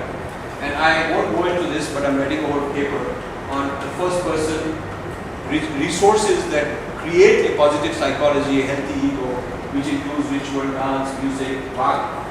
The alphabet has matrikas, goddess techniques, all kinds of, I won't go through that, but then goddess Kali, goddess psychology of the Mahavidyas, Chakra soteriology, which means philosophy of sound, mantra healing, yantras, meditation for removal of kleshas, which is mental problems, various yogas, to calm purusharthas, including art and the sublimation of habits for sake of joy, sattvic lifestyle as positive psychology. Carl Jung and Indian thought, how Carl Jung was influenced by Indian thought, and then how he made a U-turn away from Indian thought and considered yoga to be very dangerous and things like that. A very, very fascinating story. Carl Jung, one of the fathers of modern psychology, was also deeply influenced by Indian tradition of thought and meditative technology. India had long been particularly preoccupied with what might be called the inner sciences, speculative and empirical exploration of the self and consciousness, a field that was almost entirely neglected in the West until the beginning of the last century. Jung found Indian traditions, particularly the tradition of yoga, most helpful. He made a careful study of Patanjali's Yoga Sutras and employed many of the concepts there in composing his seminal work, Psychological Types. That was his major work. Jung taught summer institutes in Switzerland in the 1930s, specifically on yoga and Kundalini. He had in 1934 in summer institute on Kundalini, Patanjali's Yoga Sutras, 1935 Kundalini Yoga. He was teaching all that at that time. Jung was aware of quite sophisticated psychological theories of Indian schools of thought and made explicit mention of them. For example, these are some of the Jungian terms, and this is the Indian equivalent. Ideas like memory seeds, he uses the phrase memory seeds, archetypes, collective unconscious, synchronicity, mandala, Kundalini and chakras, and so on. This is the backbone of Jungian vocabulary. These are the Indian equivalents. I have written quite a lot on Indian origins of Jungian thought. There is a different kind of sanskar, which is like when you're born, there's a sanskar and all that. But sanskar in philosophy, in Indian psychology, is you do a karma, and there is an imprint left in you. And that is the sanskar. You've created a sanskar, which means you created a habit. So sanskar is more like an unconscious habit. A kind of it is in your memory. Sanskar is stored in your memory, and you keep repeating, like I like to react to a certain thing with anger. Then after a while, it becomes second nature to me. I'm an angry person then, as a result of that. So I have created a certain sanskar, and this I can change it, I can delete it, I can phase it out, or I can make it worse. So I can keep managing my sanskars by diluting them, phasing them out, or I can create new sanskars. And this sanskar carries you, is the set of sanskars you have is what goes into your next life. So your body is gone, you're finished, but your sanskars carry. That's why a person is born, and as they are born, they have certain tendencies. So they have certain tendencies, like somebody may be a great musician, somebody may be intellectually bright, somebody may be completely angry, somebody may have a lot of negative qualities in them. So sanskar is memories of behavior patterns of the past which influence your tendencies in the future. So that is a different word, sanskar, from the sanskar which we also used in the sense of ritualistic stages that you go through. Those ritualistic stages also have a certain karma attached to them, because there are 16 ritualistic stages. You go from one to the other and there's a certain karma you carry with them. Yes. So that has nothing to do with this. No, but that is a derivation out of the seed word, which is sam plus kar, which basically means, like we say for our children, that they had good sanskars taught to them by their parents when they were young. That has nothing to do with rituals, that has to do with the development of habits and the environmental input on the child. So basically, not just child. I am creating sanskars all the time.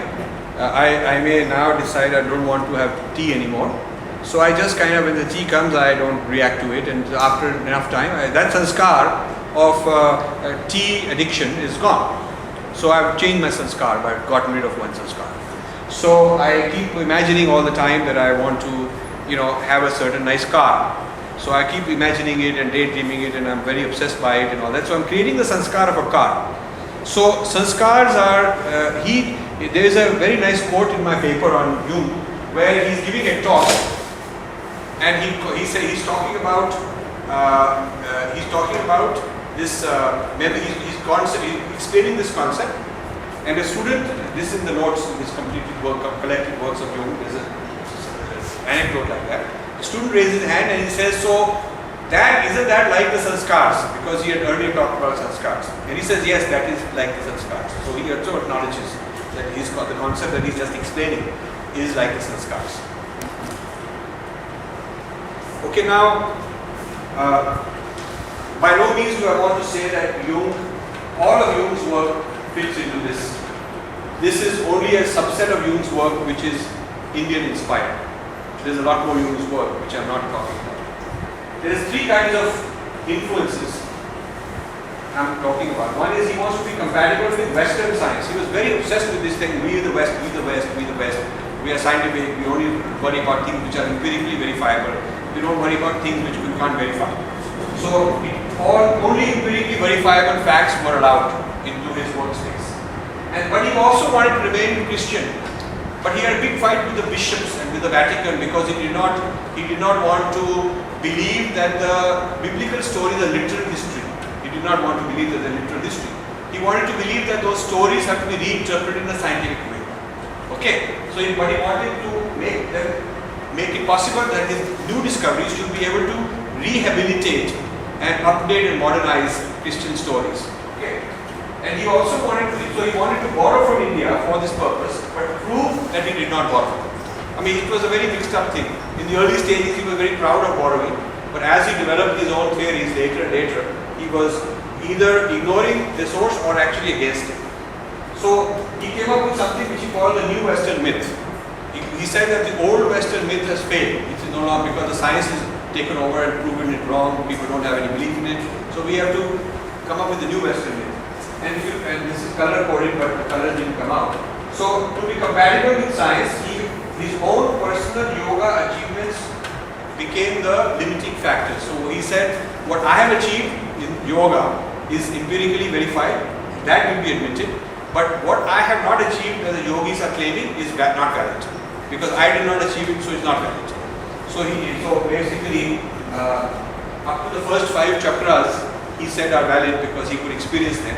But chakra 6 and 7 he did not experience, so he said this is just humbug. Then he also wanted his ideas to be compatible with Christianity. So he rejected the idea that the self is God. You cannot do that because then it is not going to work. Self cannot be the same ever. He also rejected reincarnation. Towards the end of his life, he was open to it again, but he died and we don't know what he meant. But all his life he believed in karma, but not in reincarnation. This is a very interesting thing. So sanskars are collective, not individual. This is very interesting. He says that the sanskars that are making me behave a certain way are not because of Rajiv Malhotra's previous life, because that would mean reincarnation, which he did not want, because that would violate the Christian idea of the journey of the soul. So the sanskars that are driving my behavior are collective sanskars of all of humanity together. So what we are all doing goes into a sanskar pool, and that from that sanskar pool it gives us all tendencies together, but not individually. So anyway, and there are certain claims in Indian thought like samadhi and prajna and all that. He did not accept them. He could not accept them. Those were his limiting factors. So his U-turn is very interesting. There were three limiting factors. Limits to his own yoga experience, because being a scientist, he only wanted empirical experience that he had.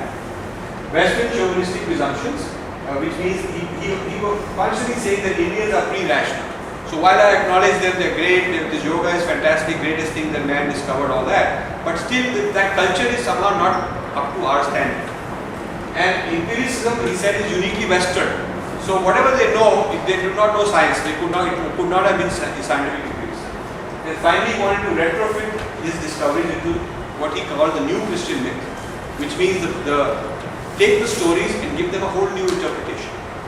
So he eliminated reincarnation, he eliminated human transcendence beyond the archetypes, he eliminated the possibility of egoless state or samadhi or omniscience, and the idea of Purush. He collapsed Purush into Prakriti.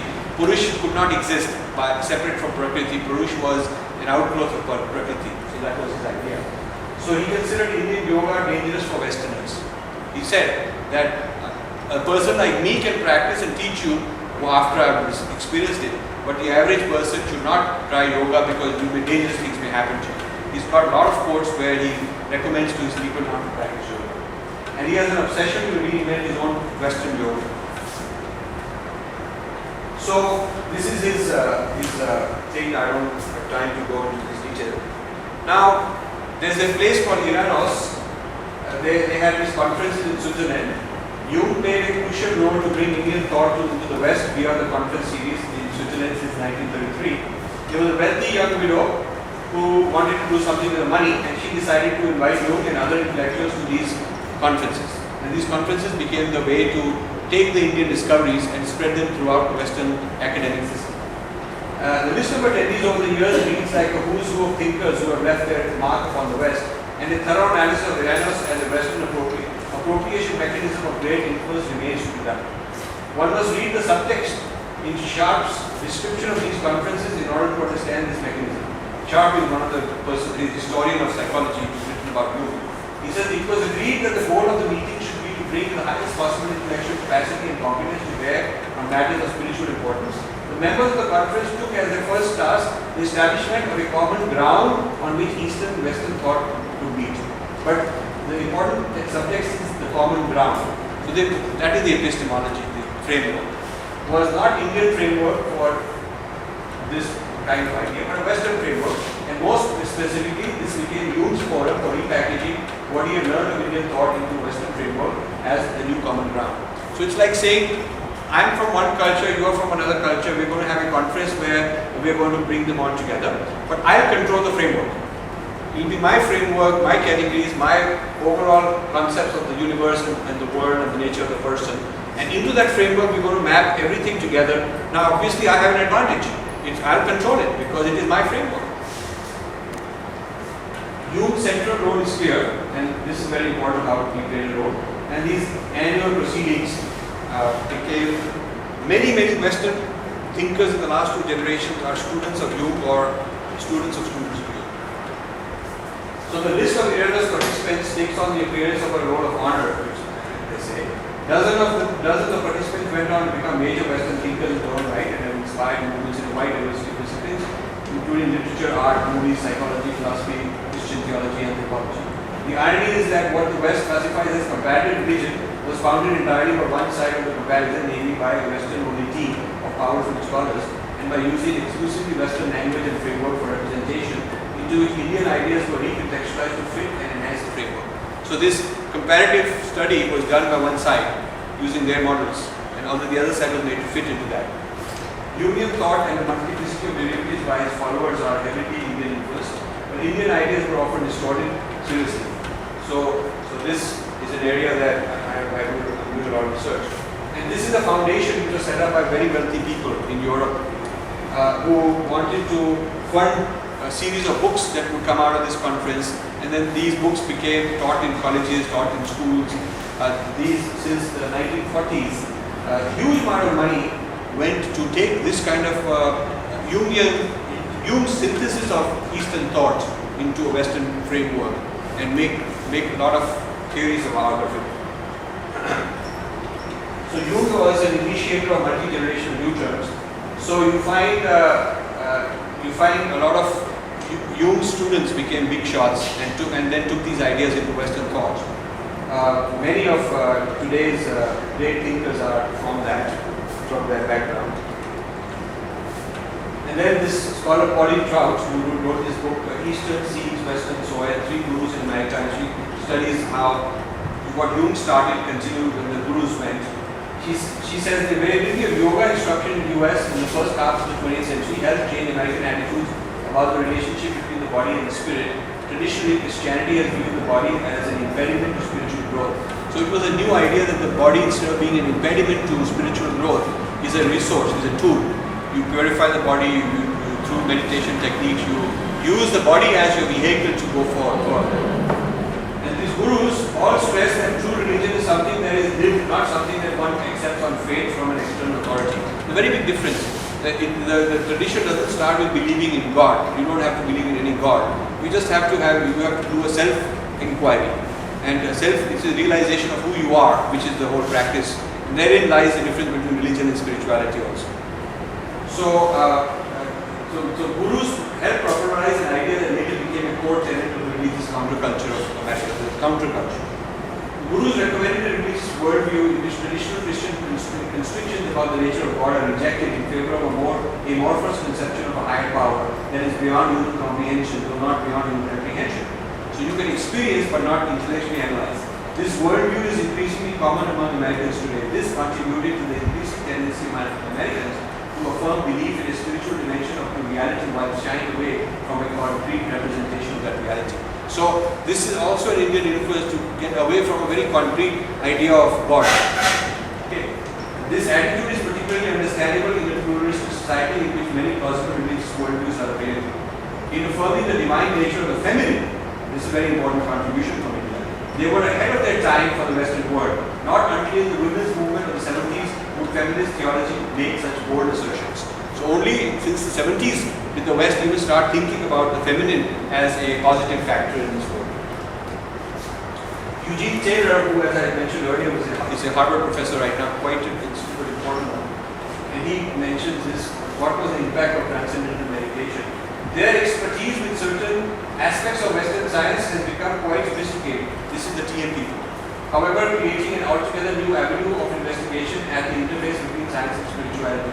TM researchers have successfully been able to master the blind peer review process, which is a scientific academic process, and were recently awarded some 2.5 million in research grants from the National Institute of Health in the US. Basic experimental studies on the subject of meditation have steadily increased, while outcome research in clinical settings has grown at even faster rate. So anyway, he goes on to explain how the TM and the research on meditation has become very central in American society. So he says, he continues, the examination of Western mystics has increased dramatically since the 1960s. Witness, for example, establishment of the Classics of Western Spirituality series published by the Paulist Press, that's a Christian press, or the appearance of the newly formed Discussional Study Group in the American Academy of Religion. At the same time, popular books on Christian meditation are clearly linked to the spiritual awakening that has occurred in the counterculture, that is the hippies movement, the New Age movement.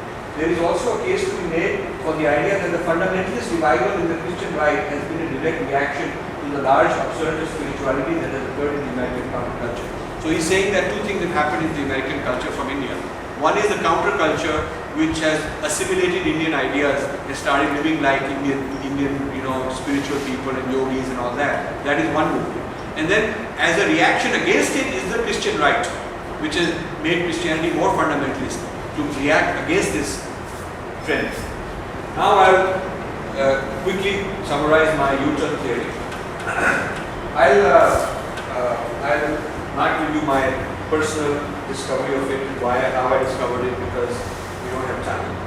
I'll give you an interesting picture. There's an NRI kid who's your age. He's in the US. I know his dad. Dad is Indian, mom is white. So his dad was very proud of his son's art. He's an artist. And so he was showing me all his art, and this particular one got my attention. This is Mother Mary, but she's now become Indianized. She's got a bindi. And this is Shiva, dead on her lap. And she's given him she's actually Statue of Liberty. Statue of Lady Liberty is playing the role of Mother Mary. It's Mother Mary liberating. And the immigrant used to come under the Statue of Liberty. When they would come to America, they would pass under the Statue of Liberty and become American. So passing under the liberty is the symbolism of becoming American. So Shiva, the Indian tradition is now being taken on America's lap, kind of.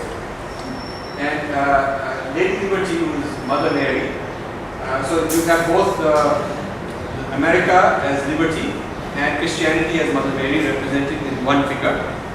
And the Indian as the Shiva lying on her lap is represented there.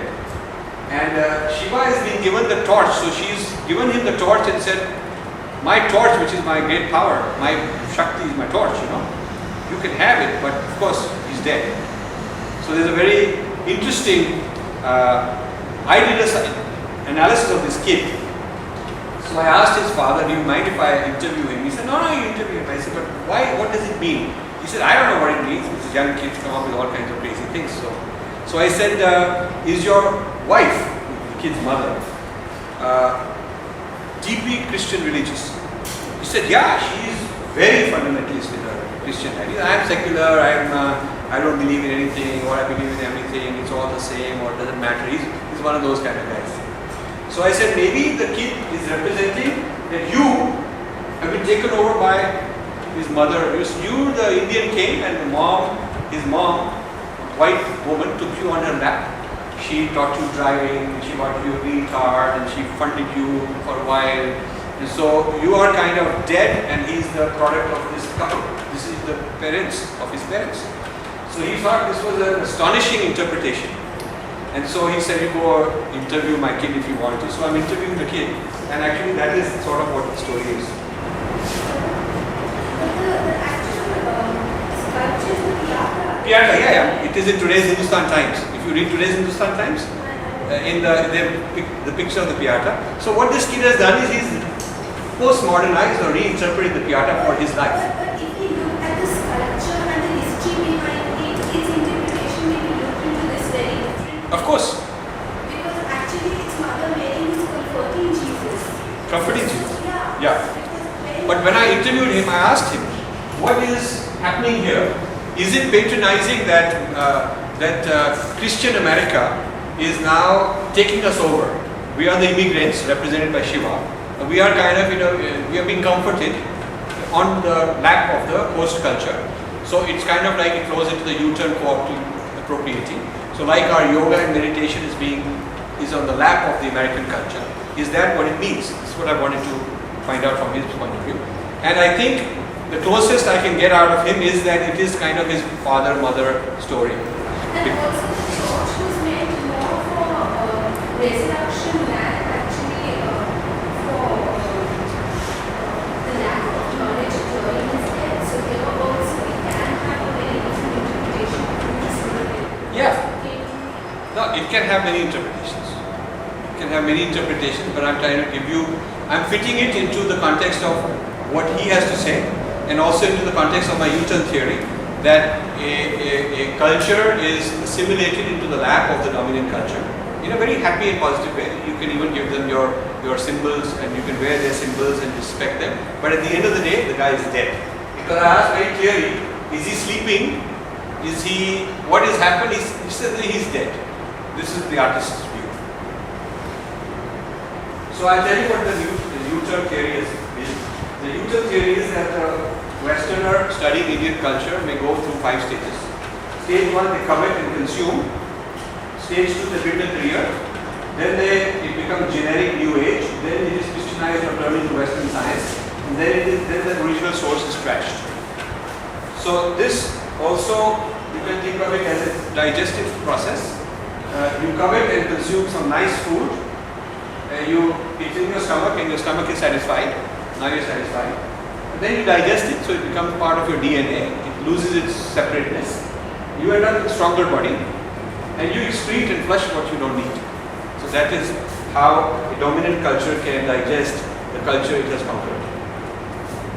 So this, I'll tell you the 5 stages. Stage 1, the Westerner is very diligent student of the Indian tradition and a disciple of a guru or lineage, and writes with the deepest respect. Many kinds of intentions, such as genuinely aspire to give up Western religious affiliations and to sincerely adopt the Hindu, Buddhist, Jain identity. India helps such a person to find himself. Many continue here for the long haul, while others move on to subsequent stages.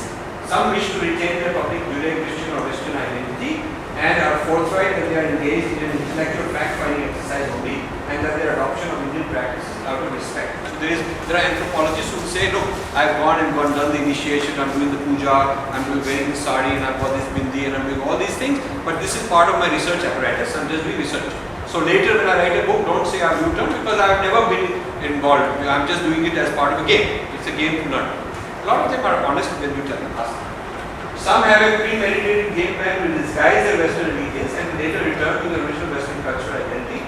This is simply an anthropological technique to open up the channel of communication from the Indian side by getting Indians to welcome them as genuine seekers. The Indian doesn't know that that is what their purpose is. The Indian actually thinks that this person is really become a devotee in my ashram or something like that. So the influence, this is the first stage, authenticity and respect. Its influence on Indians is it affirms positive identity. Wow, we Indians are doing well. Look, all these people have come and they respected us. They also think highly of our culture. And it nurtures people who stay in that stage, don't move forward, are nurturing the traditions. They are nurturing the traditions. Then the second stage is Indian traditions are repackaged as original discoveries by the Western scholars and or relocated by interpolating obscure Greek, Christian or other Western texts, and are assumed to be generic thoughts found in all cultures. So this is where the person starts saying truth is one, you can find it in Plato also, and maybe so and so said that. So kind of let's blur the boundaries of cultures and make it look all the same. And postmodernism helps facilitate that kind of legitimizing that. It furthers the author's academic career and expands the market for his books, states and seminars by distancing from the negative images of the caste, cows and curry traditions. There is a whole stereotype of India as the caste, cows and curry tradition, and by dumping that, the person can do better in their career. The personal ego hijacks what has been learned in order to serve its selfish purposes. Many lofty arguments are given to justify this as being in the public interest. I've had many debates with people who say, I'm doing this actually, I'm helping your culture. One guy told me, I'm helping your culture by removing the identity of your culture because more people will appreciate it. Otherwise, nobody's going to touch it because it's got all these negative associations. So the second stage, which is appropriation into generic spirituality, has the following influence on Indians. Indians love to mimic this. So a lot of Indians who can do, a lot of Delhi upper class, middle class in the last 5 or 8 years have started yoga in the 5-star hotels because Madonna and Britney Spears and Deepak Chopra and all kinds of white people are doing it, so it's become fashionable. 15 years ago, it would be considered, to some backward thing by the circle of people in the certain strata of society. So Indians are now into new age, emergence of cafeteria spirituality. You can pick something from here, something from there. Aurobindo has become Wilber. There's an appropriation and reinterpretation of Sanskrit terms in this new age kind of context. So that's the influence happening on.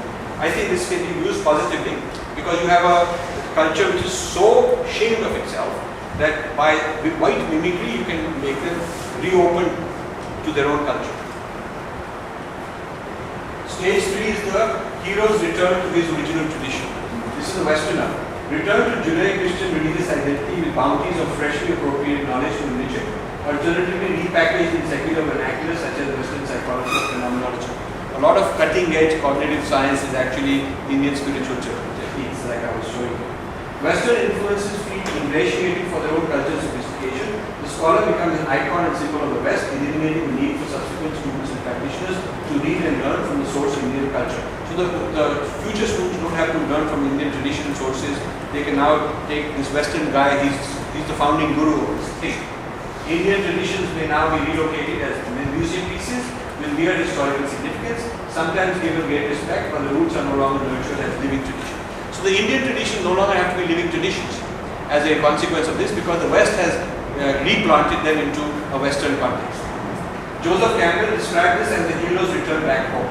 Celebration may be compared to the way Napoleon was welcomed by the French nation as he marched through the streets of Paris, displaying his captured loot from North Africa, slaves, ivory, gold, and other items of value. So like Napoleon, like Republic Day parade, he will be walking through with all the things he's brought from Egypt and all his conquests and all that. And so the French nation would say, wow, glory to this guy. So in that sort of a manner, these scholars who bring back this can become big celebrities and make a lot of money from this. The Western archetype of hero depends heavily upon the conquest of others, displaying the plundered property for pride.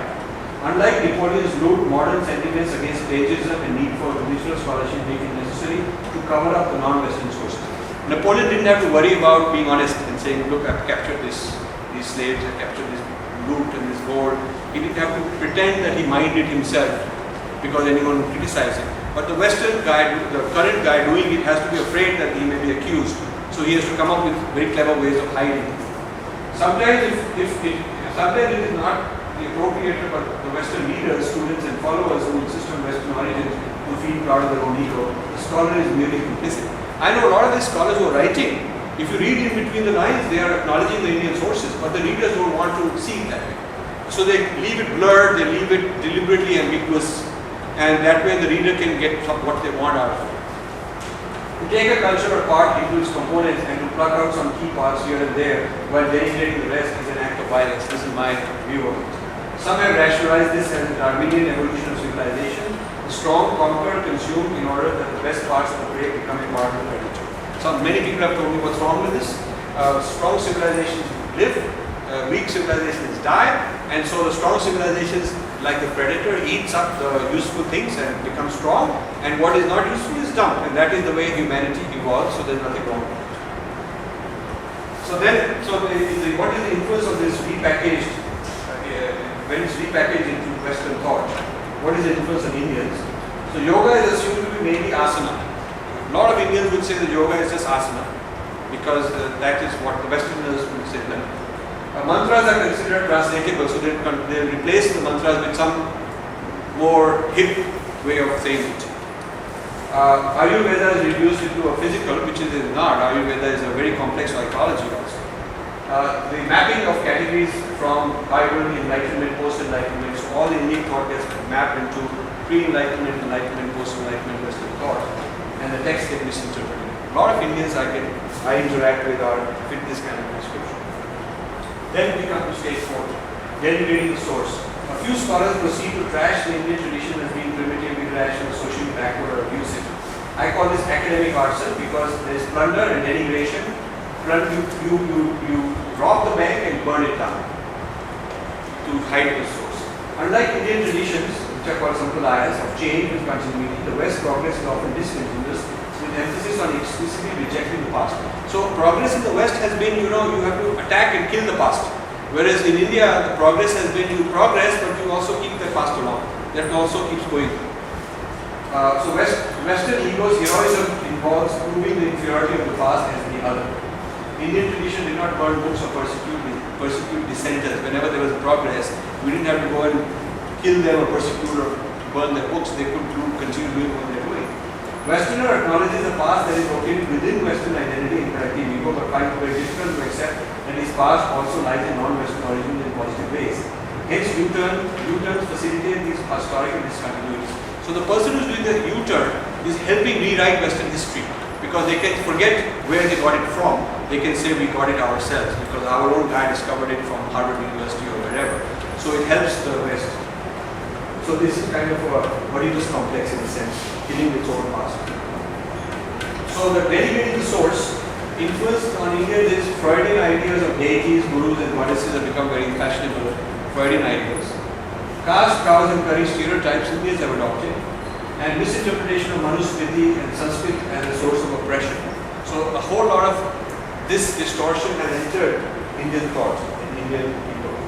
So now I'm going to give you a few examples at the end of some NRIs who suffer from what I call desi shame. These are NRI kids. So Yoga Journal did a survey on the attitudes of Indian Americans concerning yoga. So this Yoga Journal is run by Americans. It's got American readership, almost 95-98%. The yoga movement is by Americans, teachers are Americans, students are Americans. But they did a survey to see what do Indians think of yoga. They wanted to do this. The co-founder of Piet Hut Yoga is a Western guy who owns a big yoga center. He says, those Indian Americans I've met have a certain naivete about their own tradition. They have some vague idea of their roots. These kids don't have a traditional upbringing and they've suffered a week of separation. This is the white guy's assessment of Indian kids. Then there is one Tripti Bose, a former psychotherapist who came to the United States, says, because of colonization, we were brainwashed and yoga was superstitious, not something that you can scientifically deny. Anybody who talked about yoga was looked at kind of funny. In India, if somebody did yoga, they would ask, who is this weird person? That's her view. Kumar Dubey, who's a typical middle class man, says that yoga was some ancient, backward, even superstitious practice. Yoga Journal wrote that he, quote, loves nothing better than to offer disinquisitions on Hinduism and yoga. Growing up under the British Raj, anything Indian was considered no good, some kind of stupid hocus pocus, like the famous rope trick, he said. Now I just want to point out one thing, that this is not so true today, but this was very true when we were growing up in the 70s. Well, we'll see if it's true today or not. But let's see. No, but I'm talking about it from their context of what they see today. Yeah, okay. Yeah. Somebody Sen Gupta, who is one of the top Indians writing for New York Times, and she in her interview, this is what she said. The specialty was on Hindu abuses, depicting Hinduism as a culture of atrocities against women, minorities, poor and Muslims. And she told Yoga Journal that she has taken yoga classes for stress reduction, but quickly gives a disclaimer to distance herself from the tradition. She says, quote, it's part of an exercise trend, and I treat it as my form of exercise, she reported. That she refuses to participate in the Sanskrit chanting class. She refuses to participate in that. Because I don't know the meaning, to her yoga is no more than just another part of American pop culture. And the person who interviewed her says that she was actually not even interested in being named or interviewed. She was generally embarrassed about being asked such a question as to what do you think of yoga. Kind of embarrassing. So then this is somebody who, okay, here, in the same issue of India Abroad, on the facing page, Arthur Pai reports that fiction novels by Indians do not get good reviews if they fail to cater to the stereotypes of Indian society. One American publisher told it bluntly, quote, people who read books by Indian authors are not ready to embrace a writer who is not dealing with class and class tension. In other words, there is a certain stereotype. If you're writing and you want to be bestseller, you sell what they want to know. They have a certain idea of your culture, you play into that, you will do well. You might get a Booker Award or a Pulitzer Award or something like that also. But if you're trying to say something different than what they know about your culture, they're not interested. Now this is positive side. There is Desi pride also. There's a lot of young Indian kids who are becoming very proud. So many second generation Indians are rediscovering heritage positively. There's one professor of Asian American Studies at the University of Massachusetts, and she studies Indian American youth identity. She says most of the second generation has a feeling of cultural ownership. They remember going to school and being ashamed that their mother wore a sari in the wind. They worked and struggled to learn about Indian traditions. They've earned the right to display their bidis. It came at the price of being made fun of.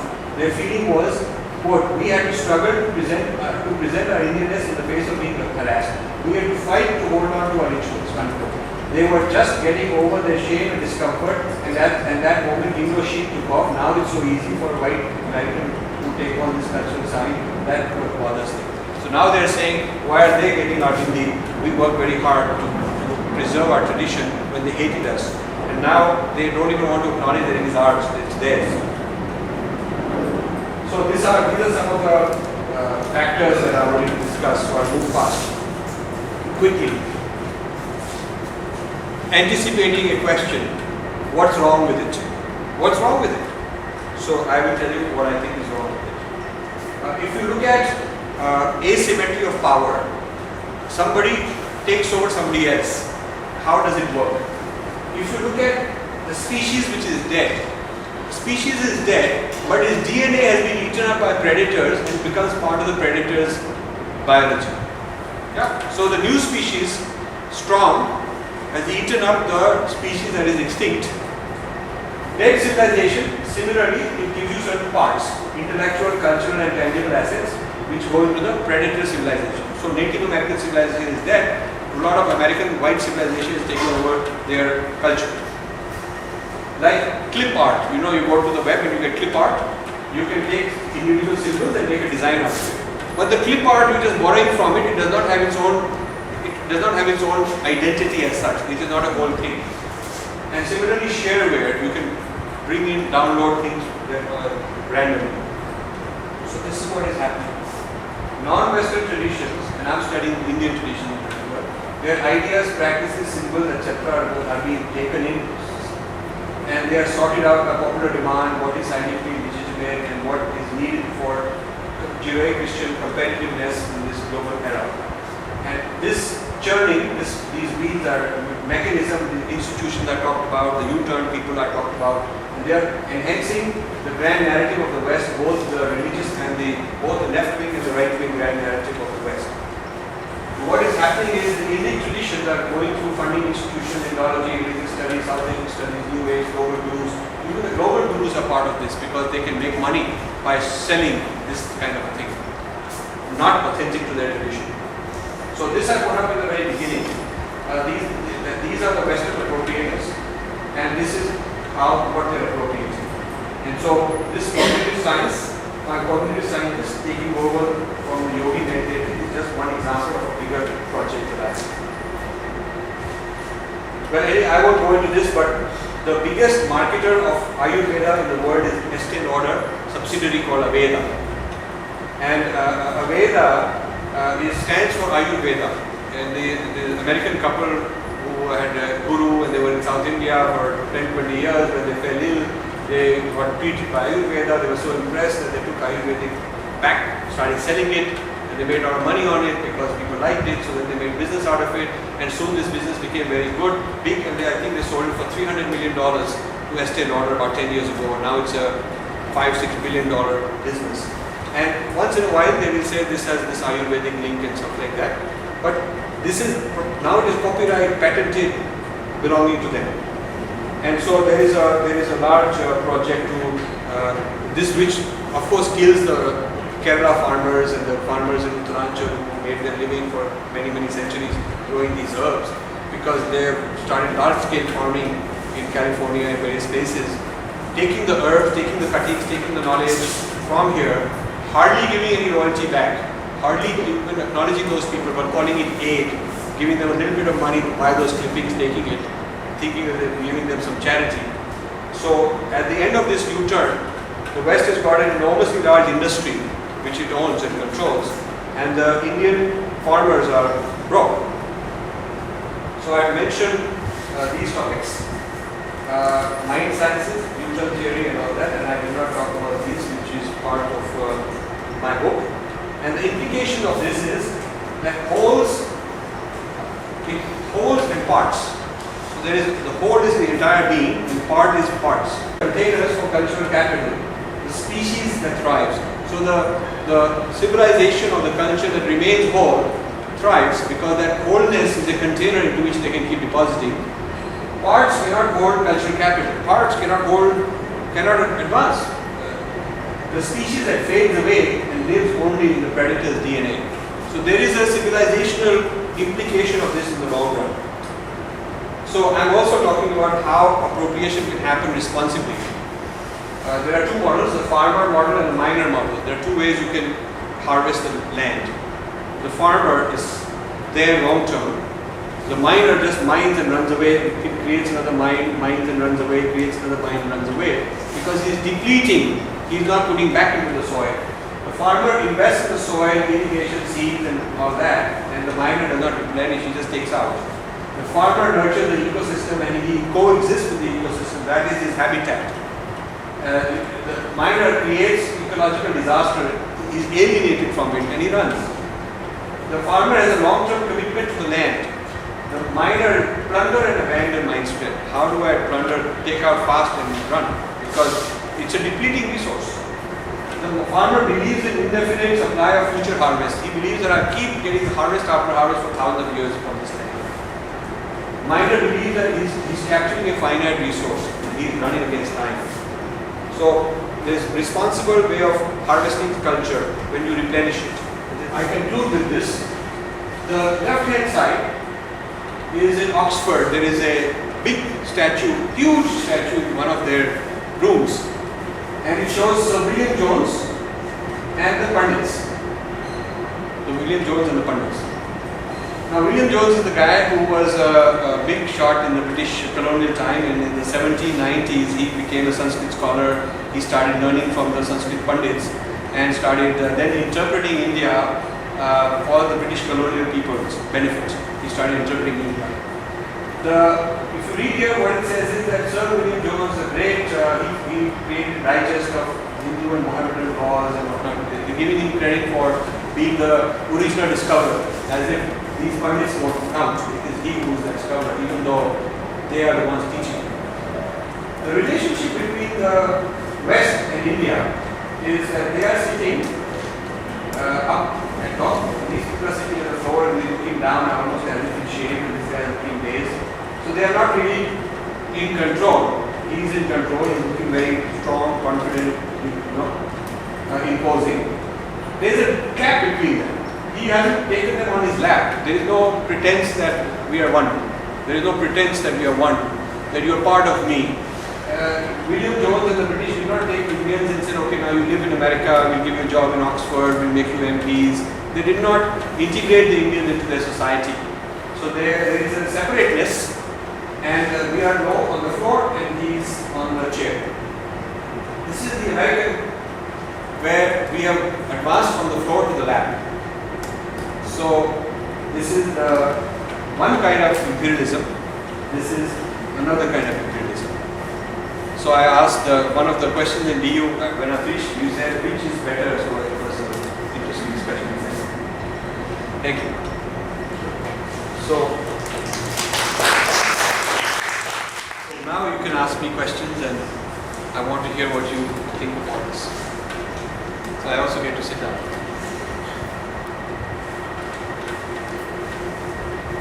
Yes, please. You were talking about how the Varnashram, the Jati order, how it's a positive psychological influence. I don't understand the concept because we take a very cynical Jati. Okay. Varna and Jati must be separated. Caste is an outgrowth of Jati. Caste is an outgrowth of community. So there's a fisherman Jati, there's a Marwadi Jati. Within each Jati are all the Varnas.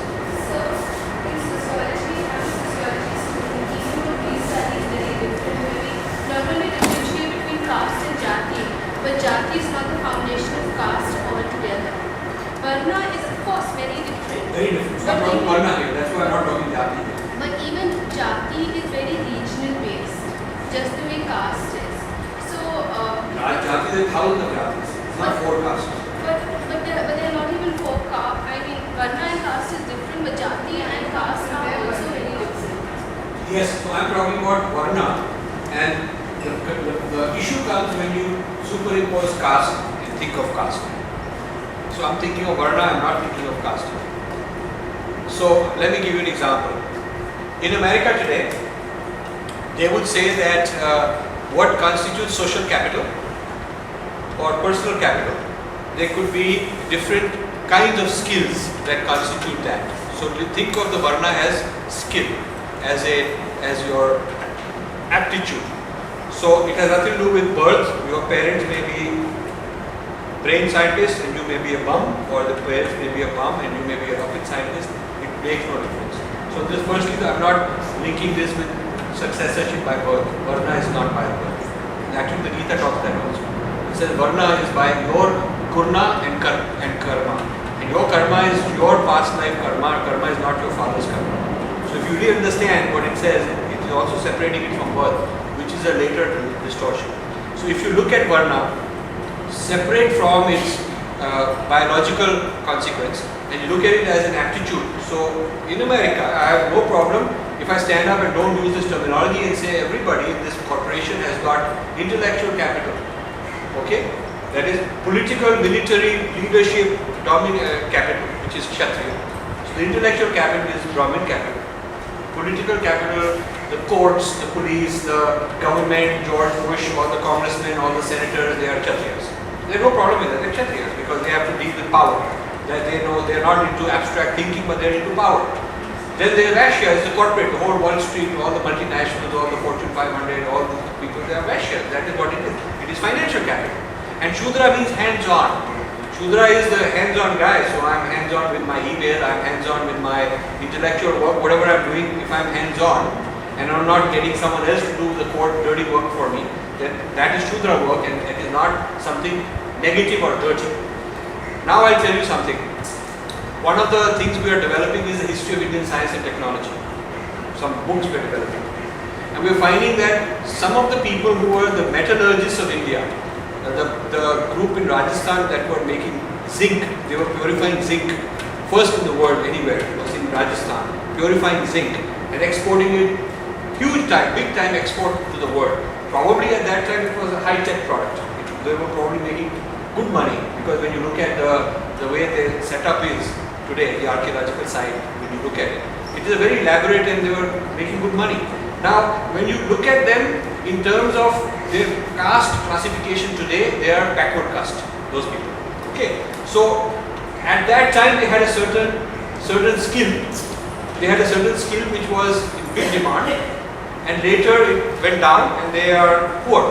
It could happen which call centers people maybe are Shudras today. All these call center people are probably, you may think of them as Shudras. They do not own the financial capital. They do not own the intellectual property. They do not have the power.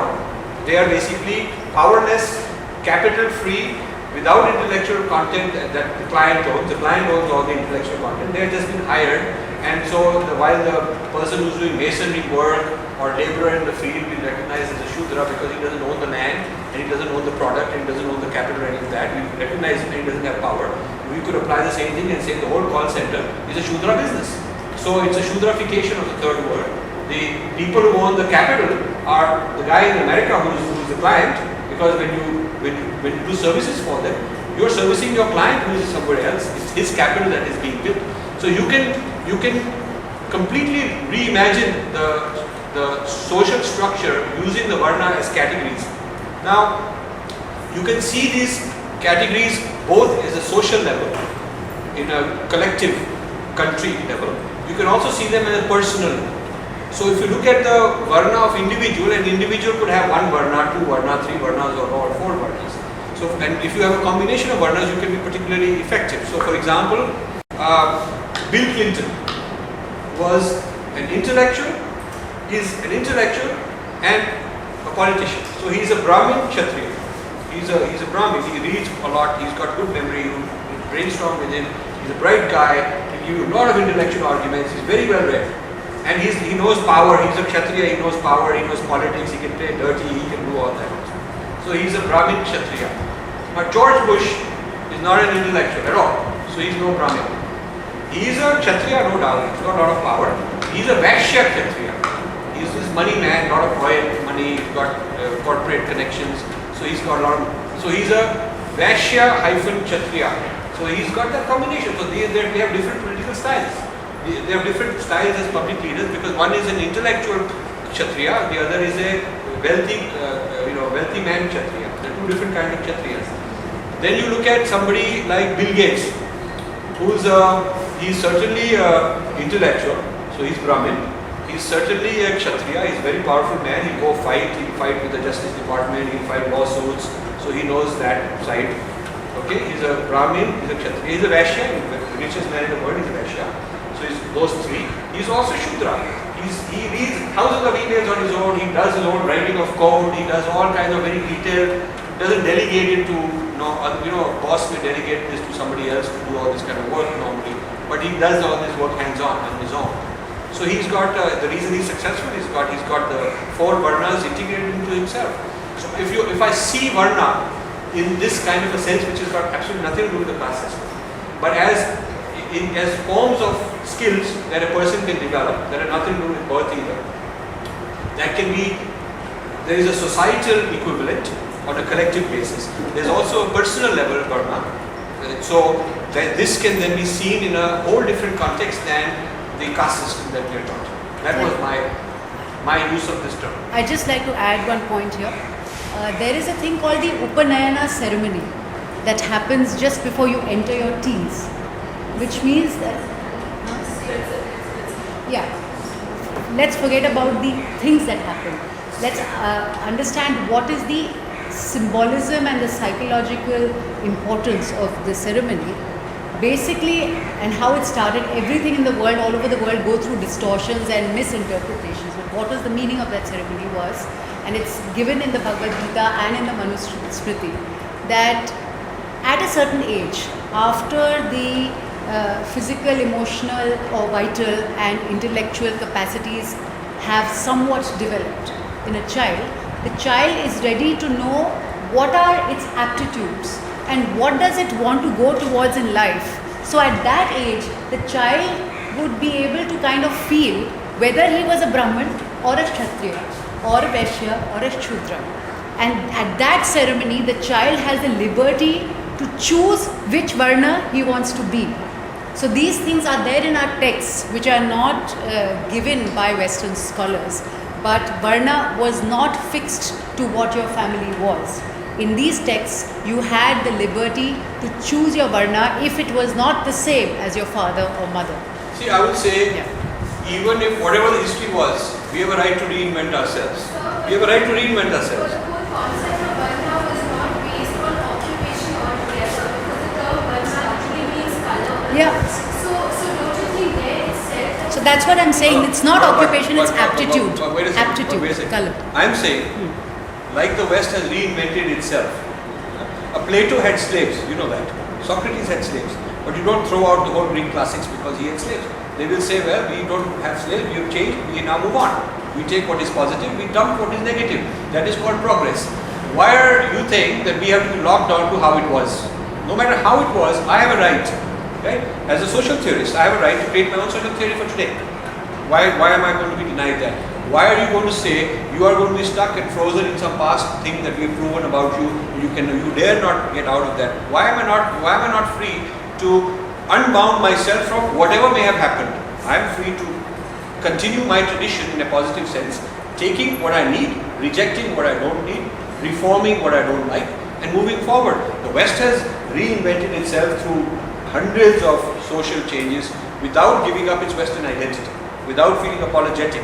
I mean, if you look at the founding fathers, which we are so proud of in America, everybody salutes them. Thomas Jefferson had 300 slaves. But doesn't mean we throw out the founding fathers and we burn out, we get rid of his statue and all the memorials to him. Not at all. So you look at all the great, you look at John Stuart Mill, who is considered the founder of democracy and human rights and liberal thought. He was working for the East India Company all his life.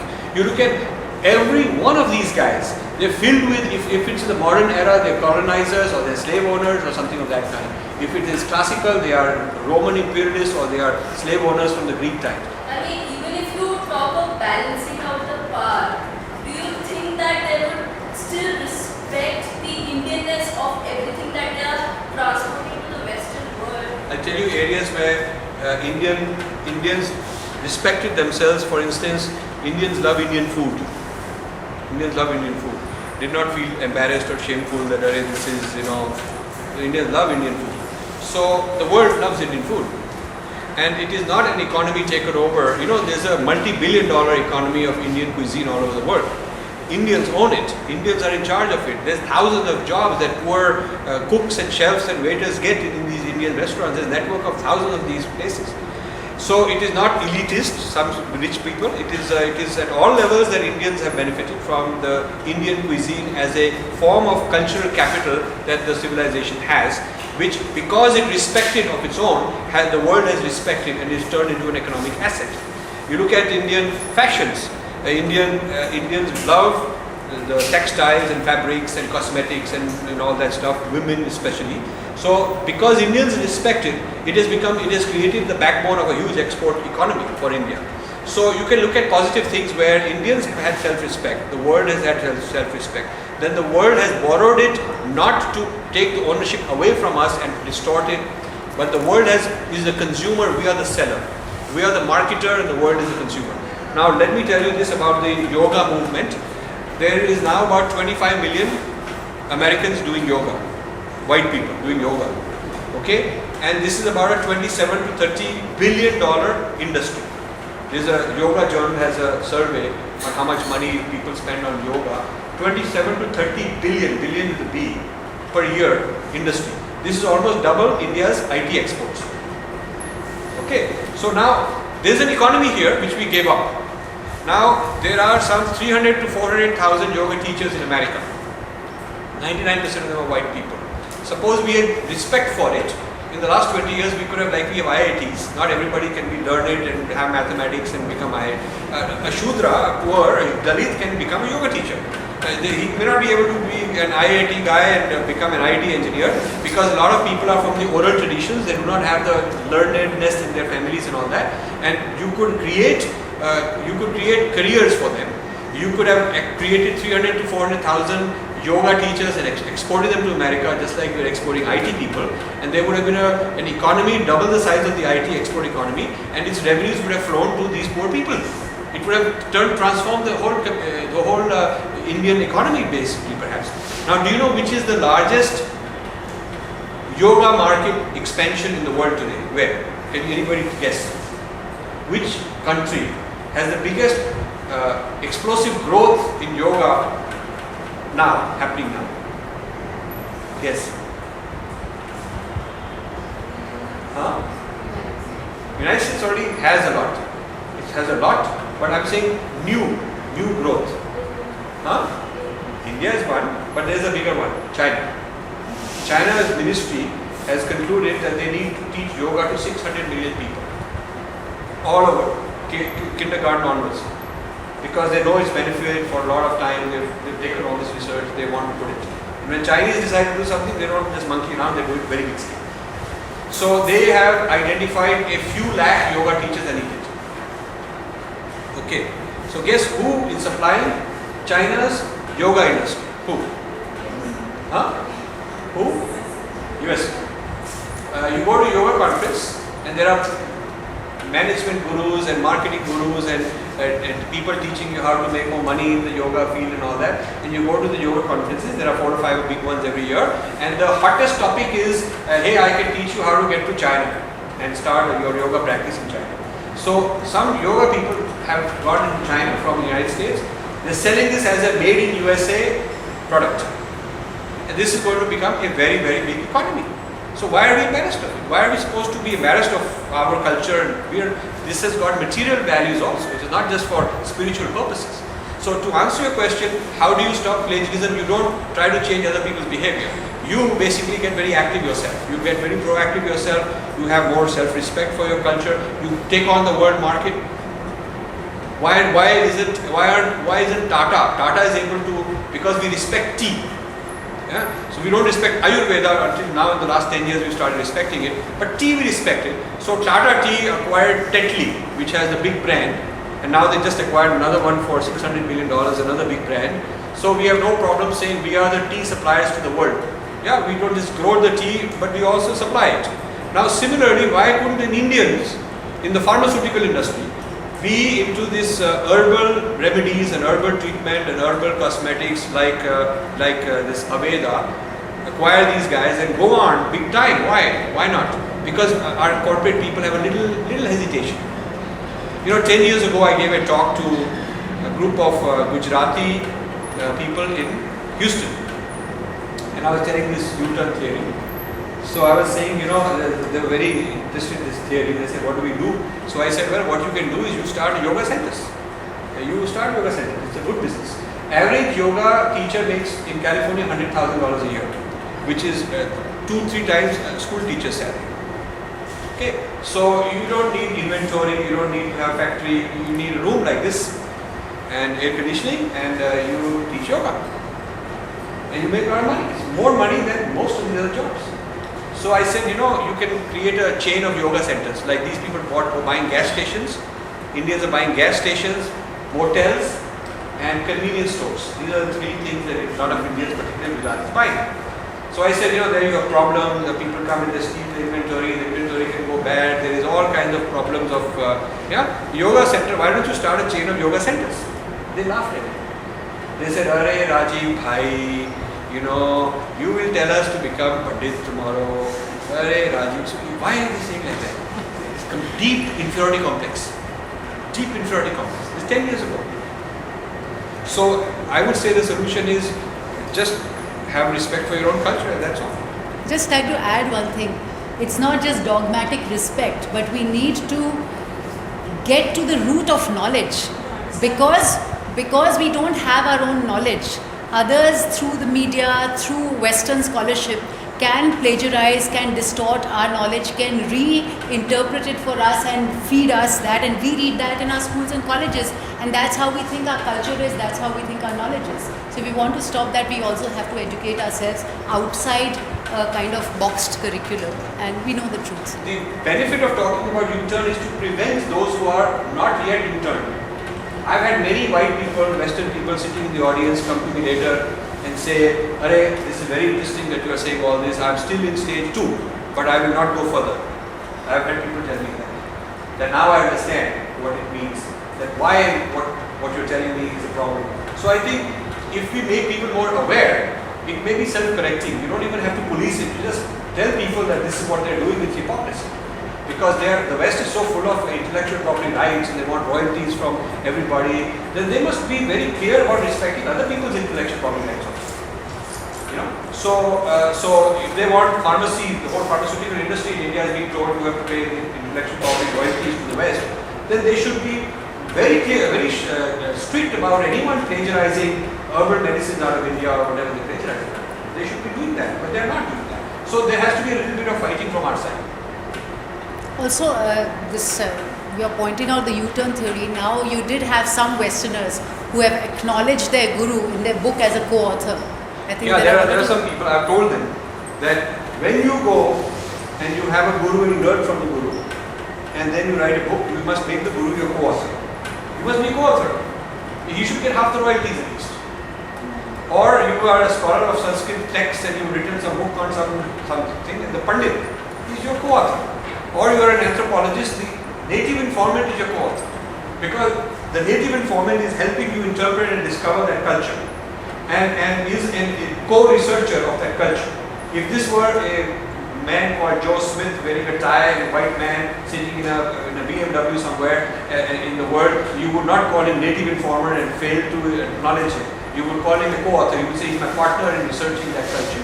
So just because he's a person from a different ethnic background doesn't mean that you don't even think he's got the same rights. I am saying like that, but these people are fighting back also. I mean, there are some who acknowledge it and change, but there's those who just hit back viciously. And guess who they use to hit back? Indians. The amount of arrows I get coming back from Indians hitting out viciously is worse than what Westerners do. Huh? What do the Indians say? What can they say? They say you are a chauvinist. You are defending an evil backward culture. You are primitive. You are a politician. They'll come up with anything they will insinuate because Indians are invested in this system also. You see, just like the Francisco Varela or Herb Benson is invested as the broker in the West, bringing this Indian knowledge, marketing it to the West as his own, and because he can market it as his own, he's a big icon, he's a big figure. Same way, the Indian in the sociology department, I mean, there's hardly any Indian social theory models that Indians have developed. It is all franchise of the West. They're running like a Indian franchise. So the Indian professor who is taken some social model that he learned from Western college, he maybe got his doctorate from, or he studied somewhere. The Indian professor, Indian scholar, who takes this social theory model, marks it with hundreds of students, to people like him. His power comes from the legitimacy of his model.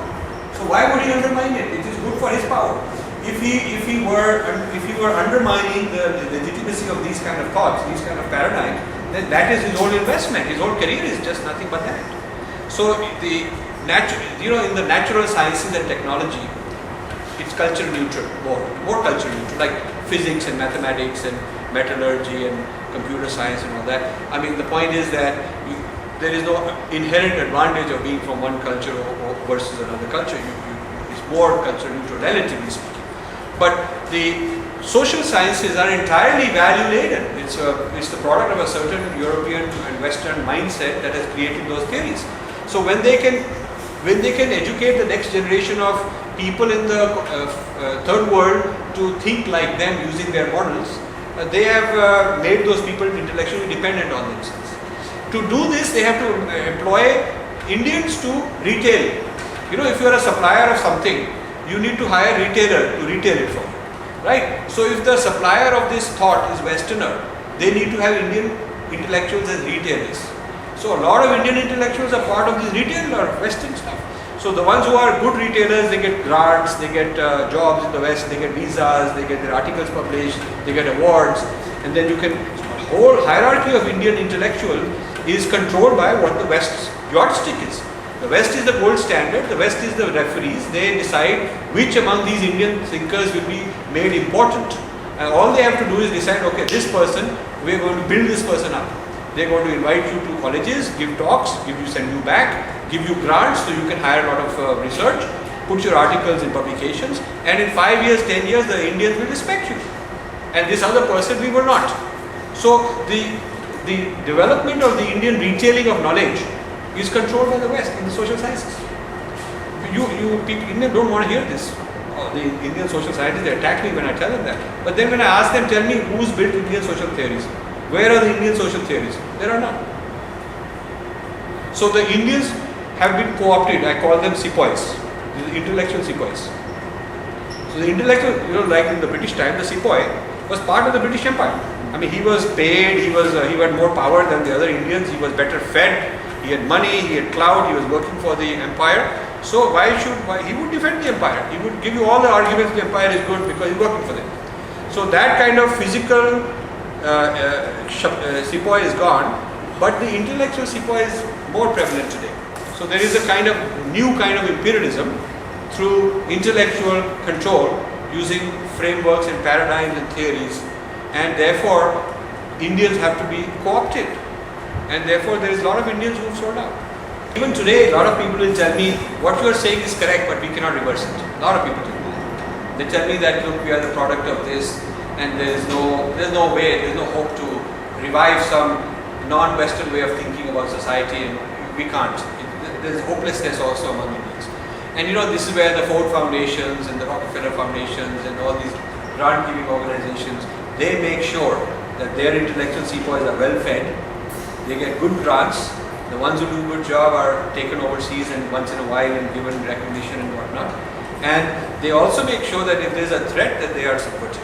So a guy like me is very dangerous for them. So therefore, the Indians are, why am I doing this? I don't care anything, I don't want anything out of it. I'm just doing it because I think there should be more awareness. And so there can be awareness among youth who are not invested. I've had one Indian who's helping me. He's an NRI guy, he's in Massachusetts, he's helping me with my research. So he comes to me, this is Amit, that guy. He comes to me and he says, look, I am really, really impressed, but I'll be very honest with you. Today I'm on your side, but I'm also going to look for an academic job. So it is possible in 5 to 10 years I might be one of those sepoys. Because he says, you can't fund me, you can't give me a career, these guys can give me a career. So there's a certain, and it's so shocking. There were people who were with me, they were strong allies of mine in the 90s, in the 1990s, when there were people who were working with me. So what you're saying is that the Indians are, the retailers and stuff. But don't you think at somewhere, they believe in what they're supporting. Some people they're just doing it because they're getting recognition and stuff like that. Yes. But aren't there some people who actually are believing in that particular theory, that particular way of thought? Absolutely. So what about those people and how do we distinguish? I think the two may not even be distinguishable. I think some are consciously believing and they will defend it, they will argue in favor of it. Others will privately say, look, I'm on your side, but don't embarrass me in front of my whole establishment. I will not say it in front of other people, but I am on your side. And in my private life, I respect all these traditions. There are people who tell me that. Is that acceptable? Then there are others who are little cogs in a giant machinery, and they may be doing some menial work. They may be just gathering data in the village when they supply the data to some scholar who supplies it to Ford Foundation, and Ford Foundation supplies it to some professors, and it becomes part of the Western canon about who we are. So mapping us is a very big project going on in the West. Huge, big time, a lot of money spent on it. Government, CIA, government money, academic people, church people, they are into it. I mean, I'm writing a book on the axis of these institutions that are studying India. There's about 2,000 full-time scholars in the United States who study India in different disciplines. 2,000 scholars. They have their journals, they are spread across different disciplines. Why are they studying? Where does the money come from? What do they conclude? What do they hide?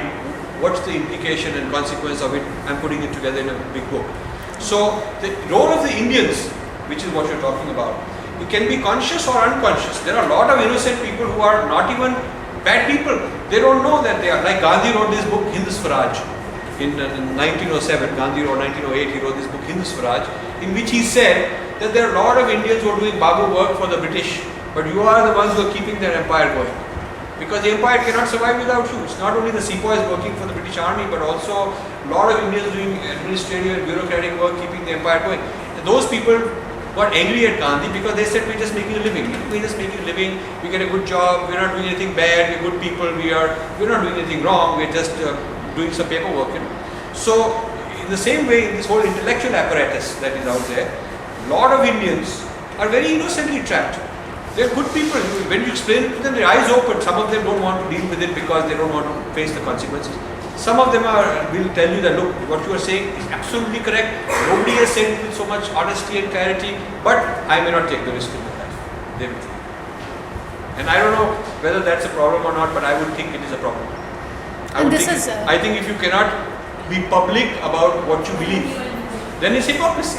And then it's a kind of a convenience which says that, I really, really believe in something, but it's convenient to deny it because it's more practical that way. It's a kind of hypocrisy, double standard.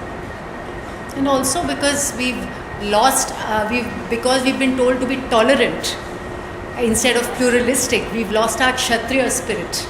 The nation which had the best Kshatriyas has lost the Kshatriya spirit, and also what made India strong in the past was this whole concept of studying the other, which is called Purva Paksh, which is what is being done by America today. It is studying through data gatherers, through scholars. It is doing Purva Paksh of all religions, all nations, everything, but we are not doing it. So we cannot retaliate, we cannot study them from our lens, and we cannot create our epistemology because we lack that. I just asked for a suggestion. I'm talking now from my role. I just feel that with the kind of your background and this exotic presentation which you have accumulated on the first person experience also, what would your vision be for us as learners who are growing or in year 1, in year 2, in year 3? You provided a vision 10 years ago to a group of audience and they laughed. Yeah. And so if we could be watchers, I mean, if we could really take your vision. I think that if you are wanting to pursue an intellectual career, academic career, you should really you should consider using Indian theories, update them. So don't use them like they were, because the West is also always updating their theories. We have a right to update our theories. You reject what you don't like, update it. In keeping with our own tradition of Smriti, because Smriti is what you keep updating all the time. So you update it and construct social models on that and use it to critique the dominant culture's social theories. And if there were a few Indian thinkers and voices that could be produced in the next 10 years, a few people can make a very big difference. So that is the kind of person that I would like to find in young people who want to do that. Thank you very much for coming. I enjoyed this interaction and look forward to some more maybe in the future. Thank you, Rajiv. I think we covered the whole gamut of individual psychology to geopolitical psychology. And I think that's why this talk was very important, because it showed geopolitical psychology and how it affects the individual who is the core of all this. So it's not just about nations, it's about each one of us and how we are caught in this web of psychology.